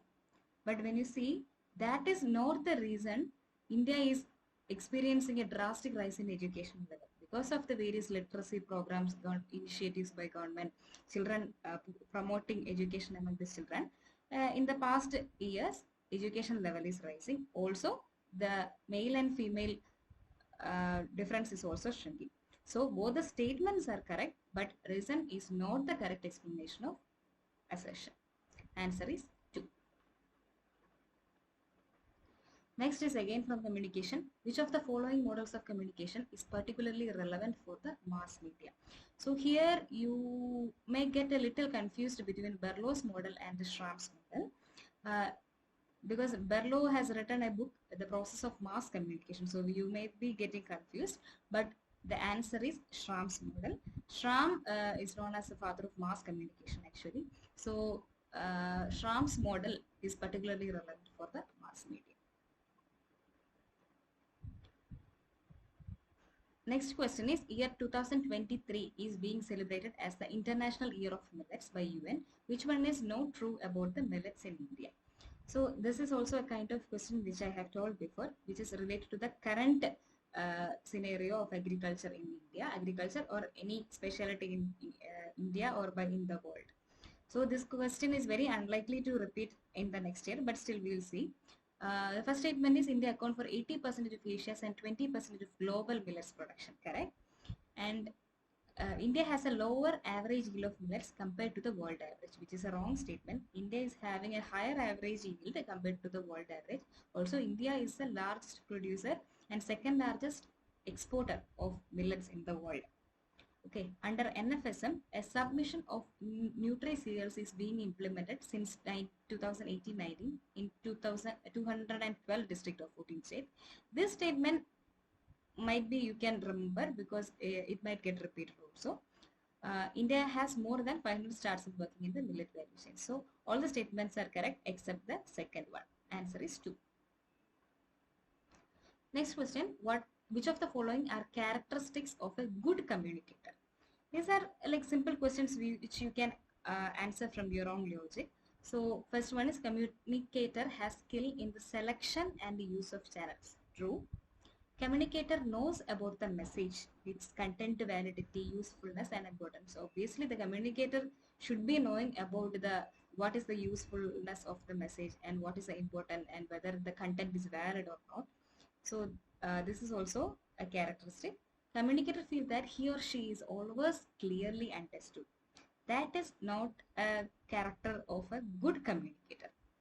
Communicator has skill in selecting and treating the message, obviously he should have, and communicator talks while others are not listening. That is also not a good characteristic of a good communicator. So it is very visible that A, B and D are the answers. Option is 2. Next question is again an assertion reason. Given below are two statements. One is labeled as assertion and another one is labeled as a reason. Indian agriculture has achieved tremendous success after the Green Revolution, which is correct. The reason statement is the proactive policies of the government have helped to achieve higher level of farm productivity by Indian farmers. So the proactive policies means the policies which is taken before something bad happens. Okay, before some event happens. So these the like a caution measures like that. The proactive policies have helped to achieve higher level farm productivity. That is also correct only. So the answer is both the statements are correct and R is the correct explanation of A. The answer is 1. So we'll go to the next question. These are all related to economics. Next is a general agri question. Which of the following weeds are helpful in control of soil erosion by wind and water? This is also a direct question. So 4 weeds are there: Cynodon dactylon, Imperata cylindrica, Agropyron repens and Cassia tora. In that only Cassia tora is not helpful in control of soil erosion. So the answer is A, B and C only. Next question. Which of the following is responsible for the first line extension in India? First line extension in India, ICAR, CGIAR, ICAR and NABARD. So we know for the first line extension, ICAR and state agricultural universities are responsible. But the answer is 3. Next question is, which of the following statements are correct? So these 4 statements are related with the Moore's folkways, values and norms. So we will start with the folkway. What is folkway? Folkway is an informal way of behavior which includes the tradition or the habit customs we are involved in. That is like eating with a chopstick or saying namaste when you are seeing a person. These all will come under the folkway. So Moore's are like socially accepted behavior which includes the morality values. Like when you listen to the national anthem, you will stand.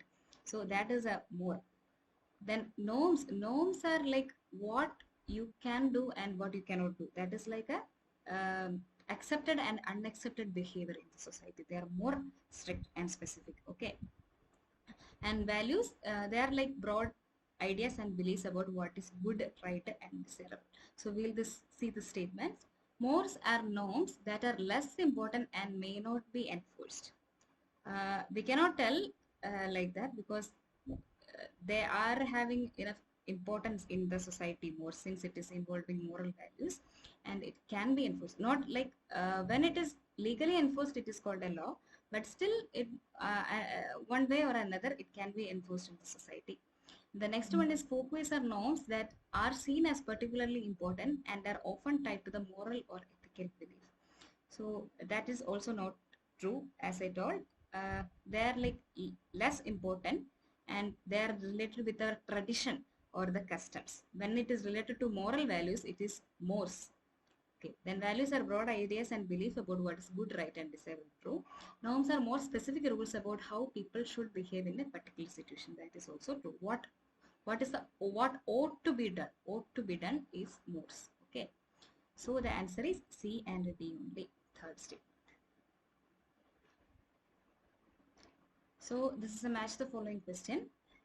In this, on the left hand side, the organization or personality details is given, and on the right hand side, the initiation or conceptualization years are given. So when you say this, you may get a bit confused because it is not related to anything. You might get a feeling like that. Actually, these are the years in which these organization or personalities have given definitions for program planning. You know, you might have studied the definition given by Kelsey and Herney only, but there are other definitions also. So these are the years in which they are given. The one you might be knowing, Kelsey and Herney has given the definition in 1949 and J.P. Liggins has given in 1961. The other is Lawrence has given the definition for program planning in 1962, whereas in USDA has given in 1956. Okay, so the answer is A4, B3, C2 and D1. That is fourth option. Next question is again is a statement question. Two statements are there. The first village to come under Gramdan was Mangrove in Hamirpur district of UP. The second statement is Gramdan movement was the second post-independent movement that sought to bring social transformation through government legislation. So we have to know about the Gramdan movement. I hope earlier we discussed about the Bhudan movement. Bhudan movement means land in gift.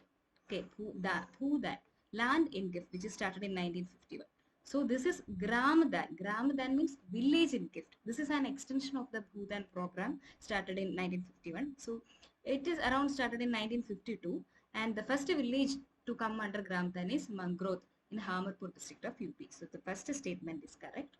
The second is it was a second post-independence movement so to bring social transformation through government legislation. That is not correct because after post-independence many important programs have came which lead to the social transformation. So only the first statement is correct and second statement is incorrect. Option is 2. Next is a general agriculture question. First statement is meiosis 1 is known as equational division. And the second statement, cells produced by meiosis 1 contain the haploid number of chromosomes. The answer is statement 1 is wrong, as meiosis 1 is known as not equational division, it is known as reductional division. You might be knowing. And second statement is correct. So the answer is first statement is incorrect and second statement is correct. Third. These are like direct questions.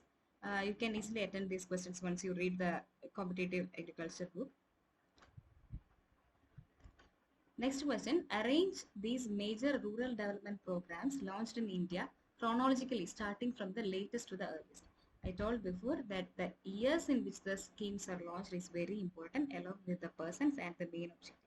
Okay, so SFDA, Small Farmers Development Agency, you might know it is started in 1971, and IRDP, Integrated Rural Development Project, that is started in 1978, I'm sorry, 1978. And RLEGP, Rural Landless Employee Guarantee Program, started in 1983. These questions, as you know, go later, you will see that the same program has been repeated 3 times in the same question paper. So sometimes like that also it happens. And PMGSY, Pradhan Mantri Gram Sadak Yojana, this is the latest scheme comparatively, started in 2000. So we will arrange. So the from latest to the earliest they are asked. So it will start, go like this, D, C, B, A. The answer is 2. Next question, which of the following is a personal cosmopolite source of communication? You might be knowing. So there is 2 terms, personal and cosmopolite. And what is the antonym of this? Personal and impersonal, and cosmopolite and localite. These, if you know, you can answer this question. Personal means when you have a direct contact with the person who are talking. Personal, when 2 people are talking to each other, that is personal. Impersonal means not, you are not contacting or communicating directly, but through some other media like through television or mass, any of the mass medias, you can tell they are like impersonal source of communication. And next is cosmopolite. Cosmopolite, as I told before, is the people or the media which is outside from the our locality or our society. So when you take an extension agent, he is not a person from the localite. Up to the farmers, friends, opinion leaders, they all come in the localite session. But when they are coming from outside, they are called cosmopolite. And contrary to that, localite means person who are inside the in the locality. So that here the fellow farmer is the personal localite source of communication. Friend is also a personal localite source of communication. Extension agent is personal, but he's coming from outside, so it's a personal cosmopolite source of communication. Television is impersonal and cosmopolite source of communication. So the answer is 3, extension agent. Next question is again from communication. You see how many questions are coming. Which of the following statements are correct? Audiovisual aids improve teaching. Obviously it is correct. Audiovisual aids increase efforts. That is not true, because it always helps to reduce the effort. Audiovisual aids reduce learn. That is also incorrect. It helps in enhancing the learning, and audiovisual aids distract the message. That is also not true. So the only answer correct is A. These are like very easy questions you can answer. Next question is again from communication. In left hand side, they have given elements of communication: feedback, communicator, channel, and audience. And the right side, they have given the meaning of the attribute. So we will see which one is coming. First one is medium through which the information flows. We know that is channel. Channel is a medium through which the information flows. Second, it is source oriented. Feedback is source oriented. Then it is the target of communication. Who is the target of communication? It is no one but the receiver or the audience. Fourth one is it initiate the communication process. Always communication process starts from the communicator. So the answer is A2, B4, C1 and D3. Answer is option 3.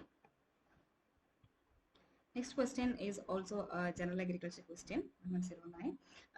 Meiosis gives rise to 4 haploid cells, 2 haploid, 2 diploid, 3 haploid cells. This is also direct questions. It gives rise to 4 haploid cells. Next question. Education plus health lead to. See, these are questions which you will be get confused, like from where these questions are coming.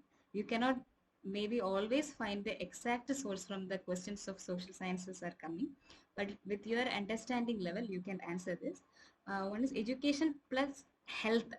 So if you are telling about social development, it will also come, you have to consider other factors like economical, political and all.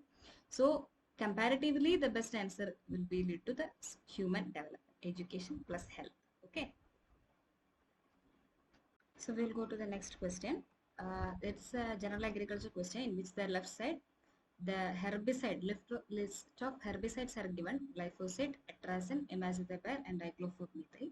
And on the right side, the site of action of these herbicides are given. In the competitive book of agriculture, in page number 132, it is clearly given in a box on the left side with the herbicides and their site of action. So these are like very direct questions which do not need much explanation. Just I will tell the answers. So for glyphosate, the action is on EPSP synthetase, and for atrazine, the action is on PS2 inhibitor. For imazethapyr, the action is on ALS or AHS inhibitors, and dichlormethyl is on ACCase inhibitor. So the answer is 1. We'll go to the next question. Who of the following is considered as the father of university extension? It is a very easy question and constantly asked also. Most of the question papers, anything related to this will be asking either the year in which the term university extension or term extension is used, or the father of university extension, father of extension education. So father of university extension answer is second option, James Stewart. The father of extension education is J.P. Liggins, and father of extension in India is K.P. Singh. Next question. Arrange the initiation of the schemes in the chronological order from beginning to end. So this is also earlier also some similar kind of question asked. Jawahar Rozgar Yojana started in 1989. And the Rural Landless Employment Guarantee Scheme we saw earlier, RLEGP, it started in 1983. Intensive Cattle Development Project, which is a livestock related scheme, it started at 1964-65. And Key Village Scheme is started at 1952. So these both of these are livestock related schemes, and if you are arranging from beginning to end, so the older one is Key Village Scheme, followed by 64 Intensive Cattle Development Program, and RLEGP followed by Jawahar Roskar Yojana. So the order is like this: D, C, B, A. Answer is 2. Next question is, there are two statements. It is a general agriculture question. Tomato suffers from a number of physiological disorders. Cat face is one such disorder, which is a correct statement. It is so called because fruits affected by it have large cavities when cut open. This statement is not completely correct because when the tomato is having the cat face, the shape of the tomato, it becomes wrinkled or misshaped so that it looks like a cat, so that the name is came. So the answer is statement 1 is correct and statement 2 is incorrect. Okay. So we'll go to the next question. Major wheat producing state in India: Haryana, Punjab, Uttar Pradesh and Madhya Pradesh. The answer is B, C and D: Punjab, Uttar Pradesh and Madhya Pradesh. Actually, this is also a question related to the production of wheat in the nearest year 21-22. So when you are preparing for 2024 exams, be prepared with the production of not only in wheat. Maybe this time they asked for wheat, so next time they will be asking in rice or in sugarcane or in cotton or anything. So just be aware of the production and the area of the major producing states also in these major crops. So here the answer is B, C and D only. Fourth option. So next question is from general agriculture, which is together given with the extension 2 schemes. So on the left side we have ED Sprat, Bodo Mixture and Jawahar Roskar Yojana RLGP. So ED Sprat is related with the soil fertility and plant nutrition. Bodo Mixture was invented by AgriAddict, and Jawahar Roskar Yojana, we told before only, it started in 1989, whereas RLGP started in 1983. So these two schemes are repeating for the second time and this scheme is repeating for the third time. Okay, see the importance of the years for each schemes which is implemented. So here the answer is 2. Next question, two statements are given. Training encompasses those acts, events and episodes in which people engage to improve their performance in specific job related tasks. Second statement, education prepares people for relatively undifferentiated roles, positions and work settings. So basically these statements telling about the difference between training and education. We'll be saying very differences, and major difference is training is to make a person eligible, like make a person improving for a specific set of tasks, competencies for a given task. So it is always specific job related task, whereas in education, what we are getting, that is education, which is not very specifically given, but is for relatively undifferentiated role, position and work setting. It is like more basic in nature. Training is more specific. So the answer is both the statement 1 and 2 are correct. Next question is, on the left side, the communication methods are given. On the right side, objectives are given. So farmers call, group meeting, study tour and exhibitions were given. So we'll see one by one objectives. To generate new ideas and methods and select the rational one through group interaction. So when the group interaction comes, you know that is group meeting. Group meeting means people will be sitting together or they are discussing on something in which they will have some problems, and eventually new ideas and methods will come up, and as per the discussion processes, they will find out the rational one also. And next one is to understand the gap in the technology adoption. For that, we can go for a study tour. Study tour, which means they will go to the other places in which other farmers, what are the technologies they are practicing and what is the gap in the technology adoption on different places. So study tour. Third one is to promote visual literacy. Visual literacy, this objective you may get confused between study tour and exhibition, but select the most appropriate one. That is exhibition. Exhibition is literally a display of the posters, charts, specimens and models, which will help the people to understand more, mainly for awareness, also for adopting the new technologies. So it is to promote visual literacy. The final one is to get quick solution of the problems relating to farm and home. It's always quick solution is personal, individual method.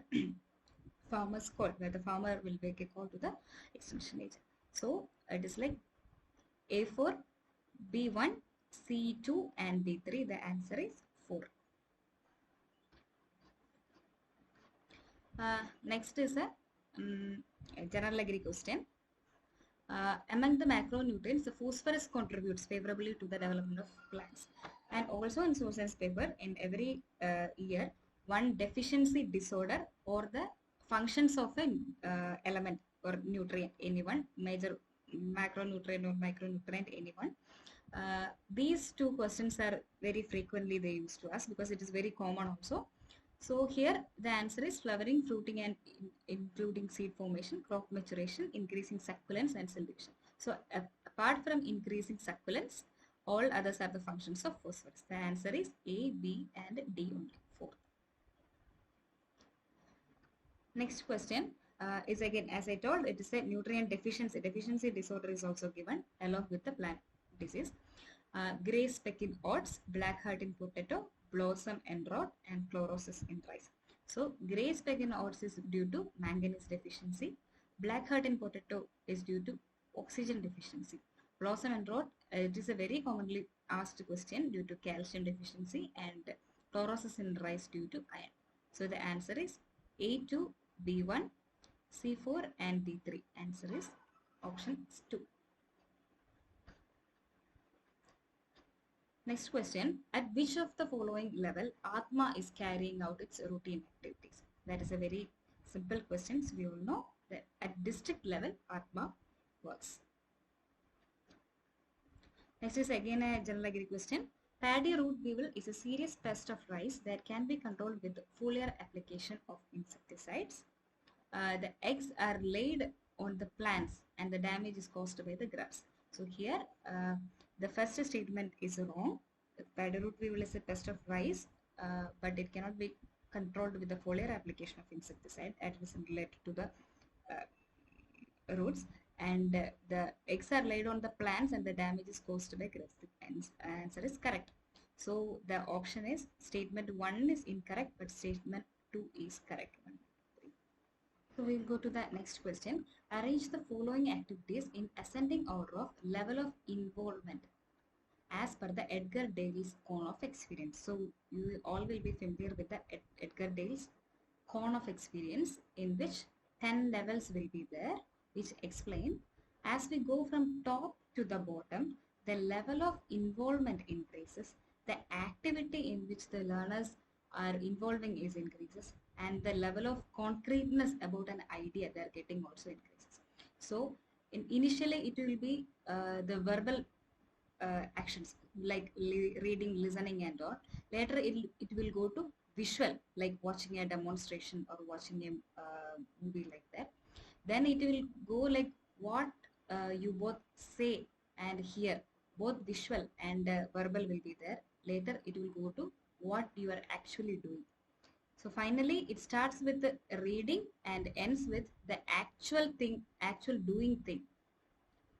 So in these options, first is reading, followed by listening. These both are verbal actions only. Then followed by watching a film. Okay, more number of senses are involved. You can both listen and watch at the same time. Followed by participating in discussion. It's not a role play, participating in the discussion, so that you can talk also, you say also, you hear also, you saw also. Then followed by making a presentation. You are doing, you are making a presentation, not watching nothing. So the answer is second option. So we'll go to the next question. There are two statements. First one, assertion, the layout of the village follows a set pattern of the cultural area in India. That statement is correct. As we know, there are different kind of settlements in the villages, and how the village layout is settled, like how the institutions are, where are the cultivating farms, and where are the homes, houses are, residential houses are situated. These all determines cultural area in India. It follows in a general patterns. The patterns are there. And the second, the reason is social distance has a bearing on the nature of the organization of the village and of its view in the world. The social distance means the distance by means of transport or by means of communication. So the availability and accessibility of different means of transport or communication decides the nature of the organization and how it relates with the outer world, out of the village. So both the statements are correct, and but reason is R is not the correct explanation of assertion. Next question. It's a simple one. Learning is a lifelong process. We know that is true.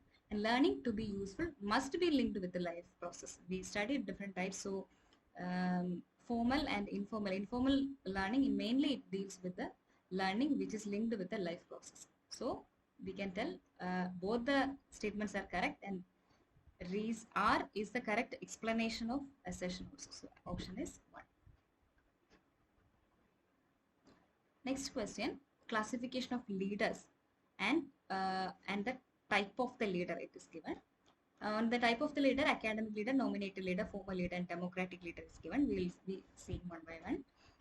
Based on position in an organization. So we will be in an organization, suppose there is a CEO or there is a chairman, they became the leader by virtue of their position in the organization. So it is a formal leader. It is not an informal leader. They like them and they made them as a leader. It is like through the position they became leader. Based on the expertise in profession, if we take our schools and colleges in the agricultural extension, there will be people who became scientists, who became professors by virtue of their expertise, how much they are expert in the particular field. So they can be called as academic leader. And based on the style of decision making, they will be called as, they can be democratic, they can be autocratic, they can be bureaucratic. So based on the style of decision making, democratic leader. And based on the mode of becoming leader, it can be a nominated leader, it can be an elected leader. So these are related with like that. So the answer is A3, B1, C4 and D3. Answer D2 option is 3. Next question. Krishi Sinchai Yojana can fulfill the mission of. So here the Krishi Sinchai Yojana, you must be familiar, PMKSY, which is PMKSY,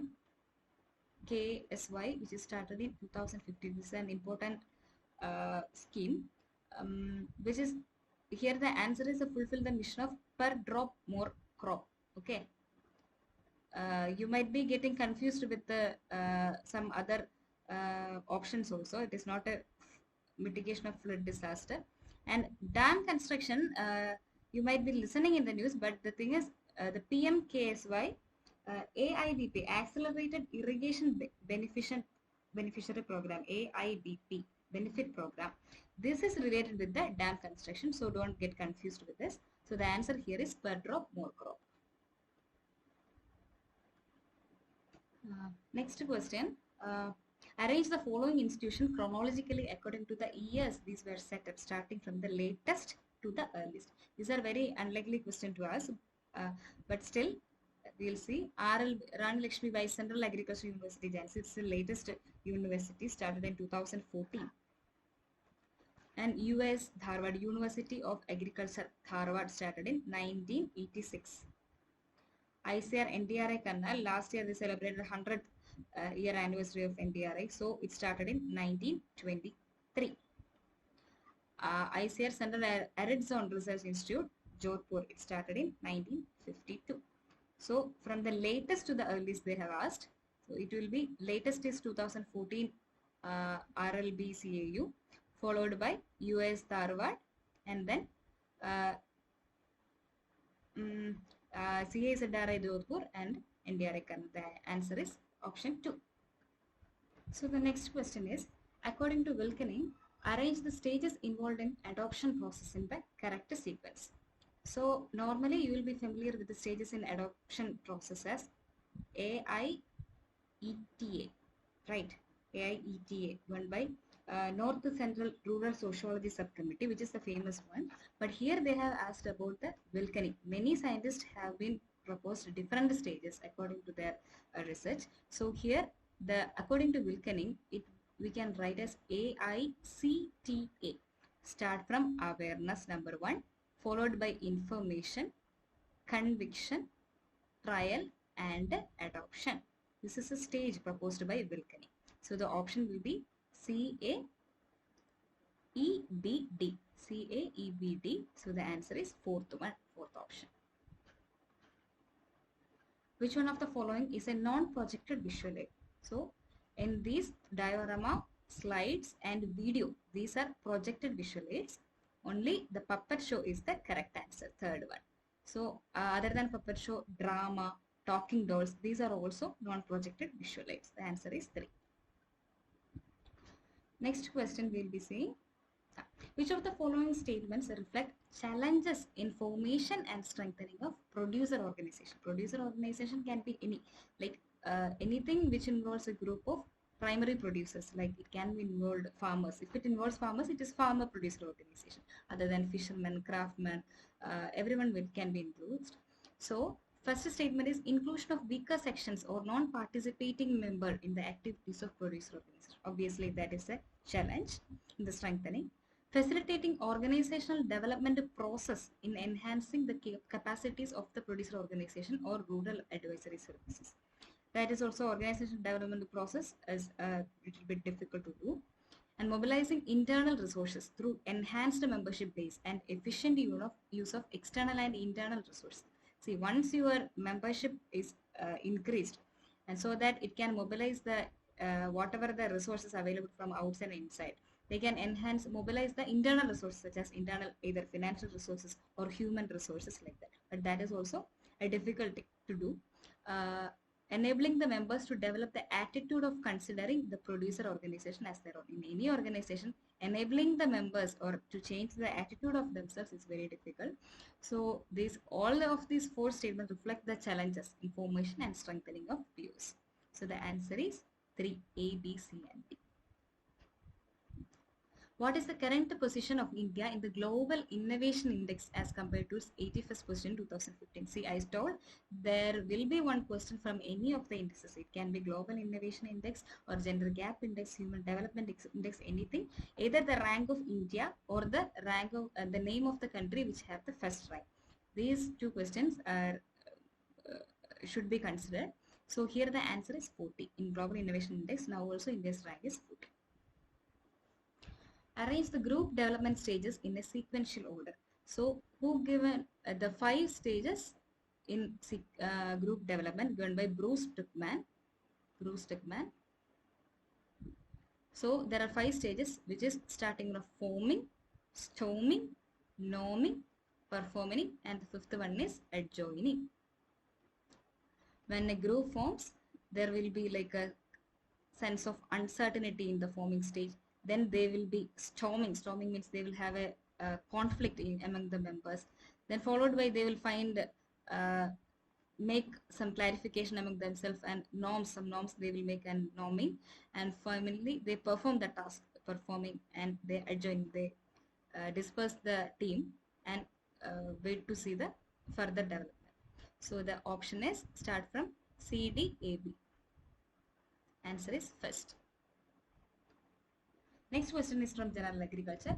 Rainfall during blossoming in mango may give rise to many problems, such as it may injure an unprotruded pistil, it may wash away the pollen, it may provide congenial conditions for powdery mildew, that is also true.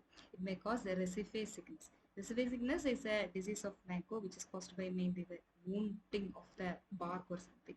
So the answer is first A, B and C only.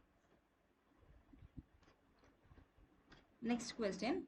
Maharashtra is one of the major states producing sugarcane. Its share in total production of sugarcane in India is around.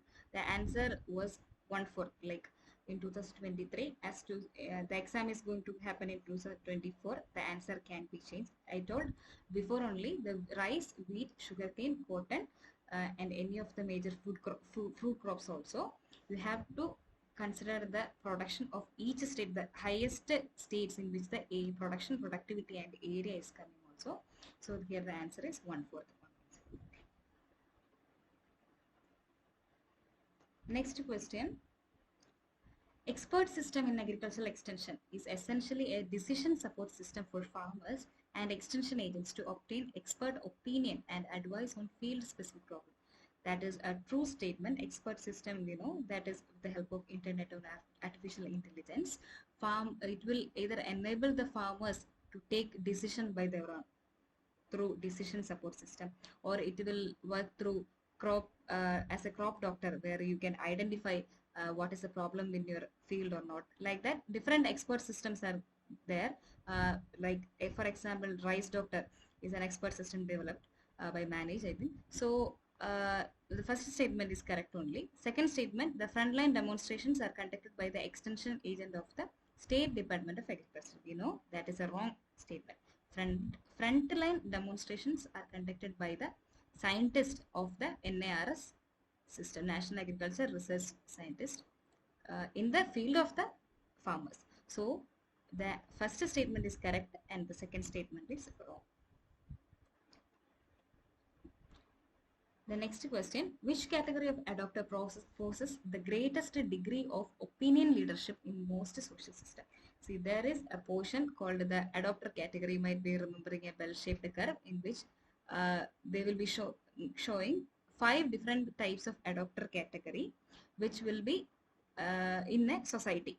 So every time regarding the percentage of each category, how much percentage of each category will come in the social system, what are the characteristics of each adopter category. These two questions, the two types of questions will be there in almost every question papers. So here we will see the greatest degree of opinion leadership. Opinion leadership means they are not the first one to try, but obviously they are like very quick to adopt the new technology. That is, they will come under early adopter category. So the answer is early adopter, second option.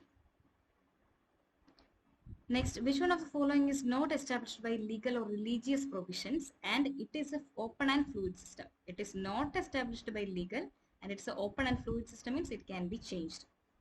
So estate is an old concept which is prevalent in earlier days in Europe and all. So there, the thing is, it was supported by the legal provision actually. So it is estate will not come.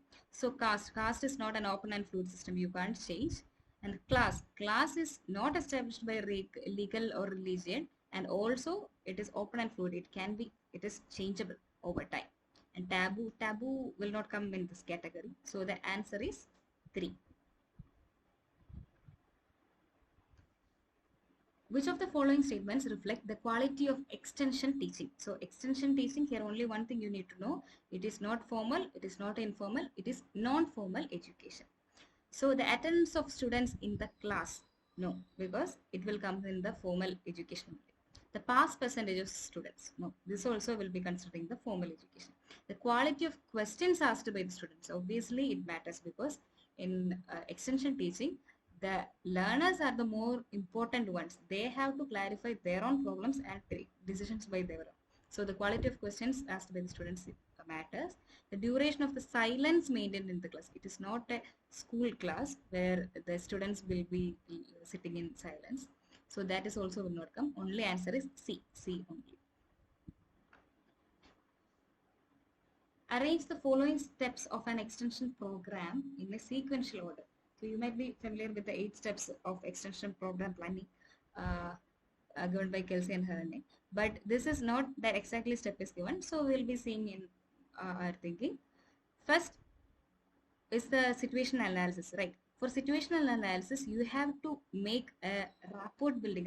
You have to make a connection with the farmers or the villagers in the society, so that you will get to know what are their problems and what is their need. Okay. First a rapport building followed by need analysis. Then you will be making a program, and then you will train the clients how to do, what to do, like that. And then finally, after implementing the program, you will evaluate whether the objectives are attained or not. So that's a simple question. You can answer D, A, C, B. Answer is option 3. Next question.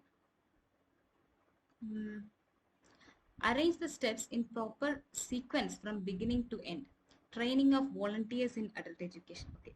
Training of resource persons in adult education. Training of master trainers training of key resource persons in adult education. So in adult education, when you are seeing the training, there is a order which we follow at the 4 levels in which the training is given. So first is master training, followed by resource person, followed by key resource person, followed by volunteers. CB, first is master trainers, followed by key resource person, followed by resource person and volunteers. So the answer is CDBA. Answer is third option. Next is a general knowledge question. All surfactants are adjuvants, but all adjuvants are not surfactants. Second statement, surfactants reduce the surface tension between leaf and herbicide and encourage greater wetting of leaf surface and ensure greater penetration of herbicide through the crop canopy. These all are like direct questions only. Adjuvants is a type, surfactant is a type of adjuvant. So the first statement is correct. And the second statement also explains the function of surfactant. So both the statements are correct. Option 1 is the right answer.